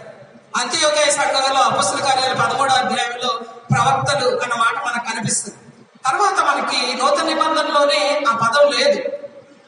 Prophetical office is there, apostolic office is there. అపోస్తలులు చేసిన పరిచర్య మనం చేస్తాం, ప్రవక్తలు చేసిన పరిచర్య మనం చేస్తాం, కానీ ఆ స్టేటస్ మనకి ఇవ్వబడలేదు. దయచేసి ఎవరైనా అలా పెట్టుకుంటున్నారు అంటే వాళ్ళ పేర్ల ముందు ప్రవక్త అయిన సో అండ్ సో, అపోస్తలుడైన సో అండ్ సో అని పెట్టుకుంటున్నారంటే పాపం వాళ్ళకి లేఖనం తెలియక పొరపడుచున్నారు అని అర్థం చేసుకోవాలి. సద్దుకాయలతో ఒకసారి ప్రభువారు అంటారు, you are mistaken because you don't know the scriptures, you have grossly mistaken అంటాడు. మీరు బహుగా పొరపడతా ఉన్నారు అంటాడు అనమాట. ఎందుకు మరి ప్రవక్తలు అపోస్తలులు ఏం పని చేశారు అంటే 2వ అధ్యాయం 20వ వచనం, ఎఫెసీ 2:20. క్రీస్తు యేసే ముఖ్యమైన మూలరాయి అయి ఉండగా అపోస్తలులను ప్రవక్తలను వేసిన పునాది మీద మీరు కట్టబడినారు. There is a special purpose and special work for apostles and prophets. వాడు ఒక ప్రత్యేకమైన పని నిమిత్తమే దేవుడు వాళ్ళని ఏర్పాటు చేసుకున్నాడు. సంఘం యొక్క పునాదిని వారు వేశారు. పునాది వేసిన తర్వాత ఇక వారి అవసరత అక్కడ లేదు. అందుకనే మనం ఆ పనిని మనం చేస్తామేమో కానీ ఆ స్టేటస్ మాత్రం మనకు అక్కడ ఇవ్వబడలేదు. వారు ఏం చేశారట? పునాది వేశారట. ప్రవక్తలు, అపోస్తలులు వేసిన పునాది మీద మనం ఈ సంఘాన్ని కట్టుకుంటా వెళుతున్నాము. అపోస్తలులు అపోస్తలిక్ పరిచర్యను చేశారు. పంపబడతా ఉన్నాం, మిషనరీస్ గా వెళతా ఉన్నాం, ఆ పని మనం చేస్తా ఉన్నాం. But that is our status is not that. Okay, అపోస్తలులు వారు మాత్రమే. ప్రవక్తలు ఆ కాలంలో అంతవరకు ప్రభువు ఉంచాడు. మరి కొందరినట ఆయన ఏం చేశాడు? సువార్థికులుగాను. మనం అందరం సువార్త ప్రకటించాలా లేదా? కొంతమందికి మాత్రమే వరం ఉంది కాబట్టి వాళ్ళే ప్రకటించాలా? ఇవాంజలిజం అందరూ చేయాలా? The difference is this, everybody is a witness but everybody is not an evangelist. అందరూ సువార్థికులు కాదు, కానీ ప్రతి విశ్వాసి కూడా క్రీస్తు కొరకు సాక్ష్యము చెప్పాలి, సాక్షిగా నిలబడాలి, సువార్తను ప్రకటించాలి. దేర్ ఆర్ స్పెషలైజ్డ్ పీపుల్ అండి, వాళ్ళకి ఆ కృపావరము ఇవ్వబడింది. For example Billy Graham was there. Okay, గతంలో was an evangelist, extraordinary evangelist. Okay, అలా ఉన్నారు. వాళ్ళు మాత్రమే ప్రకటించాలని లేదు, మనం కూడా ప్రకటిస్తాం. మనం సాక్షులము, వారు సువార్థికులు. 3వ విషయం చూస్తే కాపరులుగాను ఉపదేశకులుగాను. వీళ్ళు ఏమంటారంటే pastor teachers. Every pastor is a teacher. Pastor అన్న పదానికి అర్థం ఏంటంటే కాపరి, షెపర్డ్. కాపరి గొర్రెలకు ఏం చేయాలి? పోషించాలి. కాపరి ఒక టీచర్ గా ఉండాలి. కాపరికి వాక్యం తెలియాలి. వినండి జాగ్రత్తగా. The poverty of today's church is lack of scriptures. The poverty, పేదరికం, కరువు ఏంటంటే దేవుని యొక్క వాక్యానికి సరైన అండర్స్టాండింగ్ ఉన్న కాపరులు లేరు. గాస్పుల్ ని డైల్యూట్ చేసేసే పరిస్థితి విశ్వాసము. తలనొప్పి తగ్గితే సువార్త కాదండి అది. అప్పులు తీరిపోతే సువార్త కాదు. పెళ్లి లేని వాళ్ళకి పెళ్ళైతే అది సువార్త కాదు. పెళ్లి లేని వాళ్ళకి పిల్లల కోసం అది సువార్త కాదు. అది విశ్వాసం కూడా కాదు. ఏంటి విశ్వాసము? సిలువ వేయబడిన క్రీస్తుని నేను విశ్వసిస్తున్నాను, అది విశ్వాసం. పాపం విడిచిపెట్టి ప్రభు అయిన యేసుక్రీస్తుని సొంత రక్షకునిగా అంగీకరించడం, అది సువార్త. దయచేసి సువార్తకి ఏది కలపకండి, సువార్త నుంచి ఏది కూడా తీసేయకండి. సువార్తను సువార్తగా ప్రకటించండి. Please understand. నేను ఇక్కడ ముట్టుకుంటే అక్కడ పడిపోయి, ఇక్కడ ముట్టుకుంటే అక్కడ పడిపోతే రక్షణ పొందినట్టు కాదు. Please understand.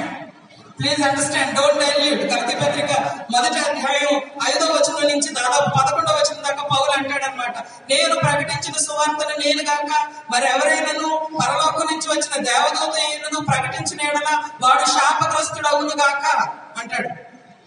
అక్కడ ఉన్న యూదులు ధర్మశాస్త్రాన్ని యాడ్ చేశారు, అక్కడ ఉన్న యూదులు సున్నతిని యాడ్ చేశారు. సువార్తకి ఏం కలపకండి. హీలింగ్ ప్లస్ గాస్పల్ కాదు, ఇట్ ఈస్ ఓన్లీ గాస్పల్. ఏంటి గాస్పల్? రక్షింపబడుచున్న వారికి అనగా మొదట యూదునికి, గ్రీసు దేశస్థునికి, నమ్ము ప్రతి వారికి దేవుని శక్తి అన్నది. గాస్పల్ అనే పదం డైనమైట్ అనే పదం నుంచి వచ్చింది. It has its own power. Gospel has its own power. It is the power of God. Preach gospel as it is. And then as a pastor, as a full timer, you ought to be the teacher of the word of God. ఉపదేశకులై ఉండాలి. మనకు వాక్యం తెలియకపోతే మన సంఘాన్ని పోషించలేము. మనకు బాగా పాటలు వస్తే మన సంఘస్థులు బాగా పాటలు పాడుతుంటారు, అంతే. మనకి బాగా వాక్యం తెలిస్తే సంఘస్థుల వాక్యంలో చాలా చక్కగా జీవిస్తూ ఉంటారు. ఇది మనల్ని బట్టి ఉంటది. ఒక బొద్దుగా చక్కగా లావుగా ఉన్న గొర్రె పెడతా ఉందట. అది మరొక బక్కగా ఉన్న గొర్రెని చూస్తుందంట. ఏం అడిగిందంట, ఏంటి అంత చక్కగా, అంత ఊళ్ళు, అంత బాగున్నావు, షైనీగా ఉన్నావు ఏంటి అంటే, మా కాపరి బాగా పెంచుతాడు. కాపరి చేయవలసిన పని ఏంటి? Feed the sheep. ప్రభువారు యోహాను సువార్త 21వ అధ్యాయంలో పేతురుతో ఏమంటాడు? నా గొర్రెలను మేపు. For that you have to sit and study, you have to listen God's word. దేవుని వాక్యాన్ని చదవాలి, ధ్యానించాలి, నేర్చుకోవాలి, ఇతరులకు దానిని బోధించాలి. రైట్. ఇక్కడ క్రింద మనం చూస్తే 14వ వచనం 15వ వచనం చూద్దాం. చదవండి. 14. అందువలన మనం ఇక మీదట పసిపిల్లలమై ఉండి మనుషుల మాయోపాయముల చేత వంచనతోను తప్పు మార్గములకు లాగు వియుక్తితోను గాలికి కొట్టుకొని పోవునట్లు కల్పింపబడిన ప్రతి ఉపదేశములకు ఇటు అటు కొట్టుకొని పోవచ్చు అలల చేత ఎగరగొట్టబడిన వారమైన ఉండగా ప్రేమ కలిగి సత్యము చెప్పుచు క్రీస్తు వలె ఉండటకు మనం అన్ని విషయములలో ఎదుగుతూ. కాబట్టి ఎఫెసీయులారా ఒక మాట వినండి, జాగ్రత్తగా వినండి అంటున్నాడు పౌలు ఇక్కడ. మనం క్రీస్తులో ఉన్నతమైన పిలుపుకి పిలువబడ్డాము. దానికి తగినట్టుగా మనం నడుచుకోవాలి. మన విశ్వాసం ఒక్కటే, ప్రభు ఒక్కడే. ప్రభు మనకు కృపావరాలు అనుగ్రహించాడు. ప్రభు యొక్క సంఘంలో వివిధ పాత్రలను మనం పోషించాల్సింది. కాబట్టి దేవుని యొక్క వాక్యం మనకు తెలియాలి. వాక్యం తెలియకపోతే ఎలా ఉంటారంటే వాళ్ళు ఇటు అటు కొట్టుకొని పోవచ్చు, అలల చేత ఎగరగొట్టబడిన వారే ఉంటారు. నేను ఒక పాస్టర్ అమ్మగా దేవుని యొక్క వాక్యాన్ని సంఘానికి సరిగ్గా బోధించకపోతే, ఒక క్రైస్తవురాలుగా, ఒక విశ్వాసిగా నీకు దేవుని యొక్క వాక్యం సరిగ్గా తెలియకపోతే అలల చేత ఇటు అటు కొట్టబడిన వారే. యెహోవా సాక్షులు వస్తారు, ఏదో చెప్తారు, చాలా బాగా చెప్తున్నారండి మీరు, మీకు ఇన్ని వచనాలు ఎలా వచ్చు, అసలు వచనం వెంబడి వచనం, అయ్యగారు వచనాలు చూపిస్తుంటే తీయలేకపోయాం, ఎంత గొప్ప అంటే నీకేం తెలియదు అన్నమాట. వాళ్ళు ఎన్ని వచనాలు చెప్పినా అన్ని వచనాలు అవుట్ ఆఫ్ కాంటెక్స్ట్ మాట్లాడతారు. అక్కడ మార్మల్స్ ఉన్నారు, వాళ్ళు వస్తున్నారు, వాళ్ళ పేరు ఏంటంటే latter days of saints of Jesus Christ. అబ్బో అంచె దినాల్లో ఉన్న యేసుక్రీస్తు శిష్యులట. అంచె దినాలు ఎప్పుడు ప్రారంభమయ్యాయి? 20వ శతాబ్దంలో కాదు, మొదటి శతాబ్దంలో. కాలం సంపూర్ణమైనది అప్పుడే ప్రారంభమయ్యాయి, కొనసాగుతూ ఉన్నాయి. మనకు అర్థం కావట్లా. ఈ మార్మల్స్ ఏమంటారంటే సంఘంలో పెద్దలు ఖచ్చితంగా 2 భార్యలు కలిగి ఉండాలి. ఈ ఆఫర్ ఏదో బాగుంది. అలాగ చేత ఇటు అటు కొట్టబడిన వారై మూనీస్ ఉన్నారు, చాలా మంది ఉన్నారు. Cults, there are number of people. ఎఫెసీ సంఘానికి ఎందుకు ఈ మాట రాస్తున్నాడో తెలుసా? యోహాను మొదటి పత్రికలో 2వ అధ్యాయం చూడండి ఏమంటున్నాడు. యోహాను ఎఫెసీలో నుండి ఈ పత్రిక రాస్తా ఉన్నాడు. అపోస్తలుడైన యోహాను. ఏం జరిగింది అక్కడ ఎఫెసీ సంఘంలో? 2వ అధ్యాయము 18, 19 వచనాలు చదవండి.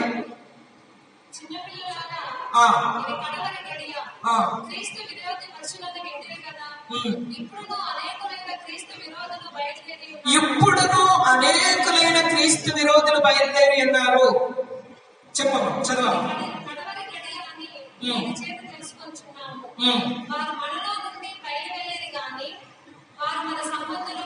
వారు మనలో నుండి బయలు వెళ్ళారు. ఎక్కడి నుంచి వచ్చారు బయటికి? ఎఫెసీ సంఘంలో నుంచి వచ్చారు బయటికి. ఎఫెసీ సంఘంలో నుంచి ఎవరు వచ్చారు బయటికి? క్రీస్తు విరోధులు వచ్చారు. ఒకనొక దినంలో పౌలు తురన్నులోని పాఠశాలలో బోధిస్తా ఉంటే ఎఫెఫ్రా వచ్చాడు కదా, అక్కడి నుంచి ఎఫెఫ్రాదితు వచ్చాడు కదా, కొలస్సీలో సంఘం స్థాపించబడింది కదా, హీరాపోలిలో సంఘం స్థాపించబడింది కదా. ఇప్పుడు ఏమైంది? ఇప్పుడు వాక్యం లేదు. వాక్యం ఉన్న కట్టు కథలు చెప్పేవాళ్ళు వచ్చారు, పిట్ట కథలు చెప్పేవాళ్ళు వచ్చారు. వాక్యాన్ని చెప్పేవాళ్ళు అక్కడ లేరు. జోక్స్ చెప్పేవాళ్ళు, ఎంటర్టైన్మెంట్ చేసేవాళ్ళు వచ్చారు. ఏమంటే టీవీ సరిపోదుగా ఎంటర్టైన్మెంట్ కొరకు? చర్చికి వెళ్ళాలా? చర్చిలో ఏం అవసరం? వాక్యం కదా అవసరం. సంఘం క్షేమాభివృద్ధి నిమిత్తమై ఏం చేయాలి? వాక్యాన్ని చెప్పాలి. 1 కొరింథీ 14 అంటాడు, ప్రవచన వరమును నిర్లక్ష్యం చేయకండి. నూతన నిబంధన ప్రవక్తలు చేసిన పని ఏంటంటే భవిష్యత్తు గురించి మాట్లాడలేదు. They taught God's word for the edification of the church. ఇక్కడ ఎంత ప్రమాదం జరిగిందంటే ఎఫెసీ సంఘంలో ఈ మాట అపోస్తల కార్యాలు 20వ అధ్యాయంలో ఆ ఫేర్వెల్ మెసేజ్ లో పౌలు అంటాడు, మిలేతులో మాట్లాడతాడు, ఎఫెసీ పెద్దలందరితో అంటాడు, నేను వెళ్ళిపోయిన తర్వాత సంఘంలోనికి తోడేళ్ళు వస్తాయి, జాగ్రత్తగా ఉండండి, జాగ్రత్తగా ఉండండి. IEM, Indian Evangelical Mission, is known for its expository preaching. నేను ఎప్పుడు వెళ్ళలేదు కానీ మా పాస్టర్ గారు మోజెస్ గారు చెప్తా ఉంటారు, థియోడర్ విలియమ్స్ గారి మెసేజ్లు చాలా, ఆయన 10th క్లాస్లో విన్నప్పుడు ఒంగోలు వస్తే విన్నారు. గుంటూరు ఏసీ కాలేజీలో మాట్లాడిన సందర్భాలు చాలా ఉన్నాయి. ఆయన దేవుని యొక్క వాక్యాన్ని ఎక్స్పౌండ్ చేస్తా ఉంటే ఎంతో గొప్ప విషయం అన్నమాట. ఆయన రాసిన పుస్తకం గాడ్ అలైవ్ కదా, సాంగ్స్ మీద చాలా పుస్తకం రాశారు. ఎంత చక్కగా దేవుని యొక్క వాక్యాన్ని ఎక్స్పౌండ్ చేశారు. I humbly request all my brothers and sisters of IAM to continue that legacy of reading God's word, expounding God's word, and you need to nurture yourself in God's word. I request you to do this because the standard of IAM is known for its scriptures. It is known for its expository preaching. ఆ local లీడర్స్ని, native వర్కర్స్ని, ఆ కోయా ఫీల్డ్లో కానీ కోటియా ఫీల్డ్లో కానీ మీరు పనిచేస్తున్న ఆ ప్రాంతాలలో ఉన్న ఆ బిలీవర్స్ దేవుని యొక్క వాక్యంలో ఎదగాలి, దేవుని యొక్క వాక్యాన్ని వారు నేర్చుకోవాలి. లేకపోతే ఏం జరుగుతుంది? మనలో నుండి కొంతమంది క్రీస్తు విరోధులు బయటకు వెళ్ళిపోయారు. సో ఎఫెసీ సంఘం now producing the anti Christ's. ఎవరిని పంపిస్తుందండి? అబద్ధ బోధకుల్ని పంపిస్తా ఉంది. ఎంత భయంకరం. అందుకే ప్రకటన గ్రంథంలో అంటాడు, కొంచెం ఆ మొదటి స్థితికి వస్తావా, లేకపోతే ఆ దీపస్తంభాన్ని అక్కడి నుంచి తీసేస్తాను. Come back to scriptures. బహుశా మనం మళ్ళా మార్టిన్ లూథర్ లాగా చెప్పాలి, సోలా స్క్రిప్టోరా, సోలా ఫీడే, సోలా గ్లోరియా, ఈ మాటలు చెప్పుకుంటే వెళ్ళలేము. మనం ఆ నినాదానికి రావాలి మరలా. Do you spend time with God's word? దేవుని యొక్క వాక్యంతో సమయాన్ని గడుపుతారా అమ్మా? దేవుడు ఏం మాట్లాడుతున్నారో వింటారా? ప్రార్థన చేస్తాం, మనకు పనులు అవ్వాలి కాబట్టి, ఆయన మనల్ని కాపాడాలి, మనం చెప్పిన పనులు ఆయన చేయాలి కాబట్టి, ఆయన క్లర్క్ కాబట్టి. కాబట్టి ఒక విషయం తెలుసా నీకు? ఆయన రక్షకుడు, ఆయన ప్రభువు, ఆయన ఏం చెప్తాడో వింటావా? మనం నేర్చుకుని ఇతరులకు దానిని బోధించాలి. ఎజ్రా 7:10 అంటాడు, ఎజ్రా దేవుని యొక్క ధర్మశాస్త్రమును ధ్యానించుటకును దాని కట్టడలు విధులు చెప్పున ప్రవర్తించుటకును దానిని ఇతరులకు బోధించుటకును దృఢ నిశ్చయము చేసుకును. He has a very strong determination to learn, meditate and teach the word of God. Okay, నేను కొంచెం సమయం తీసుకొని ముందుకు వెళ్తాను. ఎందుకంటే నిన్న నాకు కొంచెం మీరు అప్పున్నారు, ఆ సమయాన్ని కూడా ఈ దినం నేను తీసుకున్నాను. I need to take. Okay, right. ఇక్కడ ఎఫెసీయులకు రాసిన పత్రిక 4వ అధ్యాయంలోనే దీని కొంతవరకు మనం ముందుకు వెళ్ళగలిగితే రేపు ఒక్క రోజులో మిగిలిన విషయాలు మనం చూడడానికి సమయం సరిపోతుంది. ఎఫెసీయులకు రాసిన పత్రిక 4వ అధ్యాయము 17వ వచనం నుంచి 24వ వచనం వరకు చూస్తే అక్కడ అంటాడు, ఇలా నడుచుకోవద్దు. ఎంతవరకు చెప్పింది ఏంటంటే పిలుపునకు తగినట్టుగా ఇలా నడుచుకోండి అని చెప్పి, ఇప్పుడు మీరు ఇలా నడుచుకోవద్దు. ఎలా నడుచుకోవద్దట? 18వ వచనం. కాబట్టి అన్ని జనులు నడుచుకున్నట్లు మీదిక మీదకు నడుచుకునవలెనని ప్రభువునందు సాక్ష్యం ఇచ్చుచున్నాను.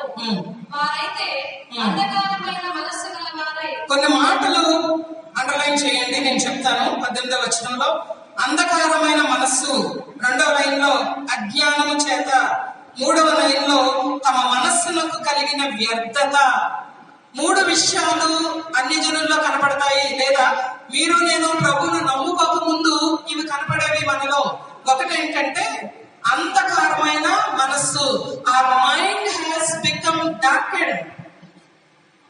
ఈ లోక దేవత వారి మనోనేత్రాలకు గురిట్టితనము కలుగజేయుచున్నది. ఏమర్థమవు? ఏం వినపడవు, ఏమి కనపడవు. ఆత్మీయం తెలియదు, దేవుడు అర్థం కాడు, ప్రార్థన విలువ తెలియదు, వాక్యం తెలియదు, సువార్త యొక్క అర్జెన్సీ తెలియదు, ఏం తెలియదు. మరలా అక్కడికి వెళ్ళకండి.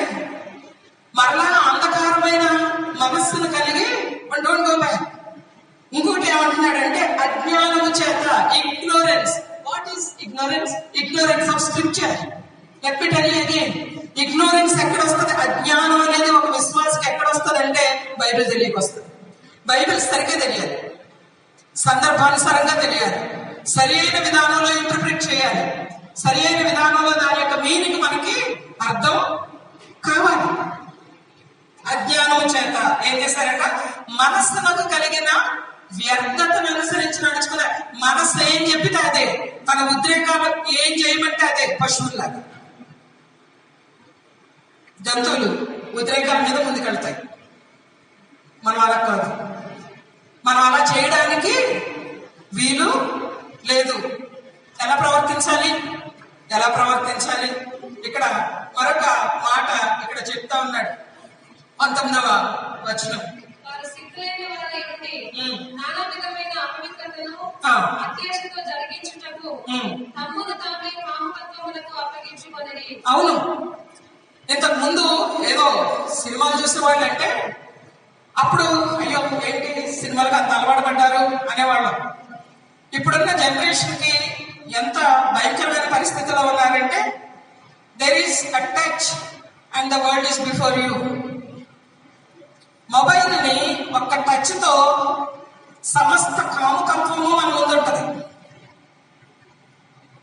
ఫోర్నికేషన్, పోర్నోగ్రఫీ అనే మాట అక్కడి నుంచే వచ్చింది. రహస్య పాపాలు విశ్వాస అయిన తర్వాత కూడా, రక్షణ పొందాక కూడా దావీదు చేశాడు కదండి. Accidental and occasional sins are different from habitual sins. From habitual sins. అలవాటు ప్రకారంగా ప్రతి దినము పాపం చేసుకుంటూ వెళ్ళిపోవడం, పాపం చేసుకుంటూ వెళ్ళిపోవడం. రాత్రి అన్న చెప్పారు, ఏషావు లాంటి భ్రష్టుడు. ఆ గుంపులోనే ఉన్నాం, ఆ 12 మందిలోనే ఉండి ఆయన వాడు కాకుండా ఉండే అవకాశం ఉంది. అది యూదా ఇస్కరియోతు పరిస్థితి. ఏం చేస్తున్నారు మొబైల్లో? తమ్ముళ్ళు చెల్లెళ్ళు ఏ రకమైన మెసేజ్లు పంపిస్తున్నారు? ఏ రకమైన లాంగ్వేజ్ మాట్లాడుతూ ఉన్నారు? తిరిగి అన్ని జనాలు నడుచుకున్నట్టు నడుచుకుంటారా? అంధకారమైన మనస్సు, అపవిత్రతతో కూడిన శరీరాశులు ఏం చేస్తున్నారు? What are you watching? దయచేసి ప్రభువుని బట్టి బ్రతిమలాడుకుంటూ చెప్తున్న విషయం ఏంటంటే, don't go back, please don't go back. That's dangerous, that is dangerous. మరికొన్ని విషయాలు చెప్తా ఉన్నాడు క్రింద మనం చూస్తే 25 నుంచి 32 దాకా. మనము ఒకరికొకరము అవయవములమై ఉన్నాము గనుక మీరు అబద్ధం ఆడుట మాని ప్రతి వాడు తన పొరుగు వారికి సత్యమే చెప్పవలను. అబద్ధాలు ఎప్పుడు చెప్పామండి? అసలు మాత మోజస్ గారు మీరు మరీ అబద్ధాలు చెప్పొద్దని చెప్తున్నారేంటి? అది ఎప్పుడో మానేశాం కదా అని అంటే, ఒక్కొక్కసారి నేను రీసెంట్ గా ఒక క్లాస్ టీచర్ని, నేను క్లాస్ చెప్తా ఉంటే ఒక ఆవిడ అంటది అనమాట, మేడం గారు అంత బాగానే ఉంది కానీ మరి 100 అబద్ధాలు ఏడో పెళ్లి చేయమన్నారు కదండి అన్న. ఇది మరీ బాగుంది. ఒక్క అబద్ధం ఆడి పెళ్లి చేసినా పెళ్లి నిలబట్టల. ఎంతో సత్యం చెప్పి ఎంతో ప్రార్థన చేసిన పెళ్లింటే నిలవబడలేదు. అబద్ధము చాలా సింపుల్ గా కనిపిస్తుంది. నువ్వు అబద్ధం చెప్పినప్పుడల్లా ఒక వ్యక్తిని మోసం చేస్తున్నావు. You are lying and you are deceiving. You are a deceiver. We're deceivers. And our father is not God. అబద్ధకులకు జనకుడు. స్కూల్లో క్లాస్లో పిల్లలు మాట్లాడుకుంటూ ఉంటారు. టీచర్ రాగానే ఏం మాట్లాడుతున్నారని అంటే, నేల టీచర్ అంత బాగా అనమాట. అంటే అబద్ధం చెప్పడం అనేది తడుముకోకుండా చెప్పే ఒక మాట అనమాట. ఏం మాట్లాడట్లా? అవునా? ఏం మాట్లాడట్లా? కామ్గా ఉన్నా పర్వాలేదు కదా. వయసుల దగ్గర చిన్న చిన్న విషయాలు ఇవి సిల్లీ అనిపిస్తుంది. ఎవరినో పెద్ద అనుకున్నా చిన్న అనుకున్నా అనుకుంటే ఏమైంది అక్కడ? ఏం కాలేదుగా. సర్టిఫికెట్స్ లో ఏదో స్కాలర్షిప్ వస్తుందని చెప్పట్లా రాసేస్తున్నారు. పాడేస్తాం ఒకసారి అబద్ధాలు, పాడేస్తాం. భయం వేస్తుంది కొన్ని సెంటెన్సెస్ పాడాలంటే. తనువు నాదిదిగో, వెండి పసిడి ఇవిగో, వేసమైనను నాకే, ఉండవలనని కోరను, చాలా చాలా పాడుతూ ఉంటాం కదా. It's of course speaks about our commitment, but lies, అబద్ధాలు. కోపం ఇందాక చెప్పాను కదా, controlled by blood pressure, emotions. కోపపడని అని ఉంది కదండి అని ఆపేస్తారు. ఆ తర్వాత ఏం చేయకూడదు? అదొద్దు. బైబిల్లోనే చెప్పబడింది కదండి. ఎంత అనుకూలంగా తీసుకుంటారంటే కొంతమంది వచనాలు వాళ్ళకి కన్వీనియంట్ గా వాళ్ళు ఎంతవరకు తీసుకోవాలో అంతవరకు తీసుకుంటారు. కోపపడని. కానీ కయీను పాపం ఏంటో తెలుసా? తమ్ముడి మీద ఏమొచ్చింది? కోపం. అది పెరిగిపోయింది హృదయాల్లో, వాయురాతో వచ్చింది. కొంతమంది పైకి ఏం మాట్లాడరు, భలే పెట్టుకుంటారు కోపాన్ని హృదయంలో. బాయిలవుతో ప్రెషర్ కుక్కర్ లాగుంటారు అనమాట. సైలెంట్ గా ఉన్నారేమో అనుకుంటాం. కాదు కాదు కాదు, ఎప్పుడొకప్పుడు బర్స్ట్ అవుతారు. That's not good. పిలువబడిన పిలుపుకు తగినట్టుగా ఉండాలంటే అబద్ధాలు, కోపం అంటే మానవ స్వభావంలో యేసుప్రభు వారు కోపడ్డారు కదా, దేవాలయాన్ని శుద్ధి చేశారు కదా, దేవుని కోపాగ్ని రగులుకున్నది అని చాలా సార్లు ఉంది కదా. అంటే మనం వేరు, దేవుడు వేరు. మన కోపం అంటే human anger is not a holy anger. మన కోపము యాక్చువల్ గా దేవుని నీతిని నెరవేర్చదు. మరి ఏం చేయాలి? ప్రాబ్లమ్ ని షూట్ చేయాలి, నాట్ ద పర్సన్. ప్రాబ్లమ్ ని సాల్వ్ చేయడానికి ప్రయత్నం చేయాలి. ఎంతవరకు అట? సూర్యుడు అస్తమించే వరకు అని. అంటే అది ఎక్కువ కాలం అలాగే నీ మనసులో ఆ కోపాన్ని అభివృద్ధి చేయొద్దు. ఫిజికల్ గా, మెంటల్ గా, స్పిరిచువల్ గా అది ఎందుకు మంచిది కాదు. ఆ విషయాన్ని ఇక్కడ మాట్లాడుతూ ఉన్నాడు. అన్ని జనుల్లో ఎస్పెషల్లీ బానిసత్వాల నుంచి వచ్చిన వాళ్ళకి దొంగతనం చేయడం కామన్ అన్నమాట, కామన్ ప్రాక్టీస్ వాళ్ళకి, ఓనేసిమస్ లాగా. సో ఇక్కడ అంటాడు, దొంగిల ఓడిక దొంగిలక చేతులతో కష్టపడి పని చేయాలి. పౌలు కష్టపడి పనిచేస్తాడు, దారాలు కొట్టుకునేవాడు. ప్రభు వారు పనిచేసే వాళ్ళని సేవకు పిలిచారు. గిద్యోను గోధుమలు కొడతా ఉంటాడు పక్కకు నిలబడి, ప్రభు వారు పిలిచి పని చెప్తారు. మోషే గొర్రెలను కాసుకుంటా ఉంటాడు మిద్యాన్ అరణ్యంలో, ప్రభు వారు పిలిచి పని చెప్పారు. ఎలీషా ఎడ్లతో దున్నుతా ఉంటాడు, ఏలియా వచ్చి నా వెంబడి రానివే నా యొక్క సక్సెస్ అని చెప్తాడు.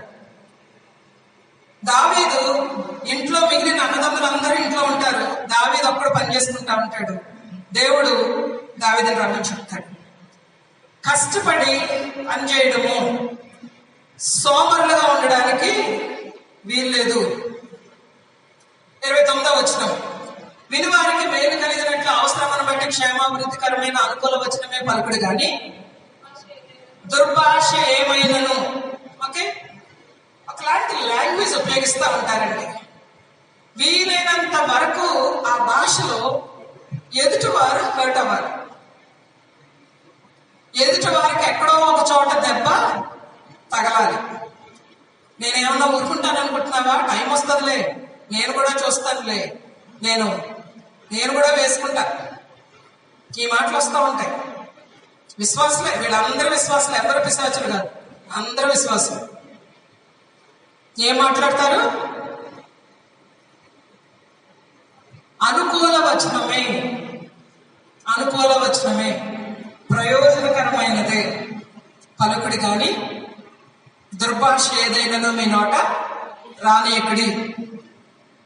30వ వచనం ఆల్రెడీ చెప్పాను. ఇవన్నీ చేసుకుంటా పోతా ఉంటే దేవుని పరిశుద్ధాత్మను దుఃఖపరిచిన వారు అవుతారు. అయితే 31, సమస్తమైన ద్వేషము, కోపము, క్రోధము, అల్లరి, దూషణ, సకలమైన దుష్టత్వము మీరు వీటిని విసర్జించుడి.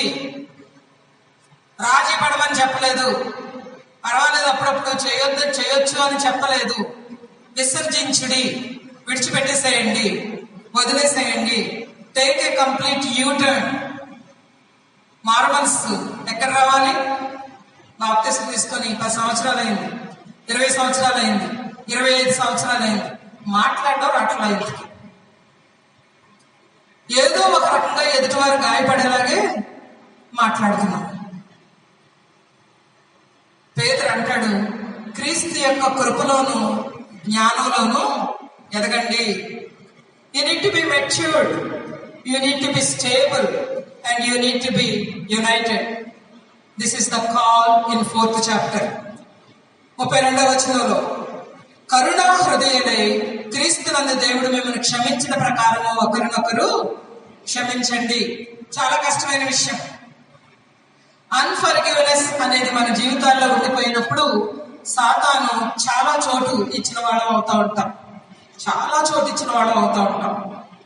ప్రభువు మనల్ని క్షమించాడు అన్న విషయం మనకు అర్థమైతే మనం వాళ్ళని క్షమిస్తాం. షీప్ అమాంగ్ వూల్స్ అనే ఒక డాక్యుమెంటరీ ఈ మధ్యకాలంలో నేను చూస్తూ ఉంటే, ఒక ముస్లిం గర్ల్ 5 సంవత్సరాలకి వాళ్ళ తండ్రి స్నేహితుడి చేత రేప్ చేయబడుతుంది, అబ్యూజ్ చేయబడింది. ఆ తర్వాత ఆమెకు అది అర్థం కాదు, చాలా చాలా గాయపడింది బాల్యంలోనే.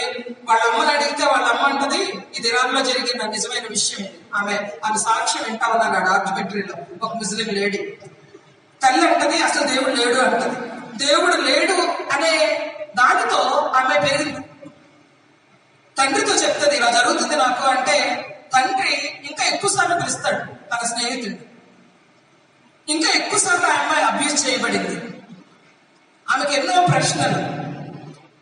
ఒకసారి ఆత్మహత్య చేసుకునే పరిస్థితుల్లో, ఇది కొన్ని ఎక్సెప్షనల్ కేసెస్ లో జరుగుతుందండి. ఇలాగా యేసు ప్రభు వారు తనకి కనపడి దేవుణ్ణి అని తనకి చెప్పడం, తన ప్రభువుని నమ్ముకోవడం జరుగుతుంది. తర్వాత ఆ అమ్మాయి క్రైస్తవురాలుగా మారిన తర్వాత తన తండ్రి చనిపోతాడు. తన తండ్రి చనిపోయిన సమయానికి తనని అబ్యూస్ చేసిన వ్యక్తి అక్కడికి వస్తాడు సమాధి దగ్గరికి. She wants to hide from him. అసలు కనపడాలని అనిపించదు, ఏ స్త్రీగానే అనిపించదు కదా, చాలా కష్టంగా ఉంటుంది. వీడు జీవితాన్ని పాడు చేసిన వ్యక్తి పక్క పక్కకు వెళ్తా ఉంటే పరిశుద్ధాత్మ దేవుడు తన హృదయంలో అంటాడు, no don't hide your self, appear before him and forgive him. దాచుకోకు, ఆయన ముందు వెళ్ళు, కనపడు, క్షమించు. అంటే నేను చాలా కట్ షార్ట్ చేశాను స్టోరీ. చాలా జరిగినాయి అనమాట. మీరు నెట్ లో చూడొచ్చు, షీప్ అమాంగ్ వుల్వ్స్ అనే documentary. The fastest church is in Iran now. ఎక్కువ మంది స్త్రీలు నడిపిస్తూ ఉంటారట. అందరూ ముస్లిం స్త్రీలే ఎక్కువ భాగం. మసీదులు ఖాళీ అవుతూ ఉన్నాయి. ఈ అమ్మాయిది ఒక సాక్ష్యం. ఈ అమ్మాయి అంటది, మమ్మల్ని కష్టపెట్టి బాధ పెట్టి మమ్మల్ని అబ్యూస్ చేసిన వారిని క్షమించడానికి ప్రభు మాకు సహాయం చేశాడు. నేను మా మామయ్య గడప తప్పడం మానేశాను, మా వదినతోనే మాట్లాడడం మానేశాను. This is not Christian language, this is not Christian terminology. విశ్వాసం మాట్లాడే మాటలు ఇవి కావు. ఒకరినొకరు క్షమించుకొనడి. ఇది యోగ్యమైన విధానంలో పిలుపునకు తగినట్టుగా నడుచుకోవడము. ఎలా నడుచుకోవాలి? చాలా విషయాలు చూస్తూ వచ్చాం. ఎలా నడుచుకోకూడదు చాలా విషయాలు చూసాం. ఎందుకు ఇలా నడుచుకోవాలి? There is a call for unity. ఎందుకు నాకు సంపూర్ణ వినయం కావాలి? ఎందుకు సాత్వికం కావాలి?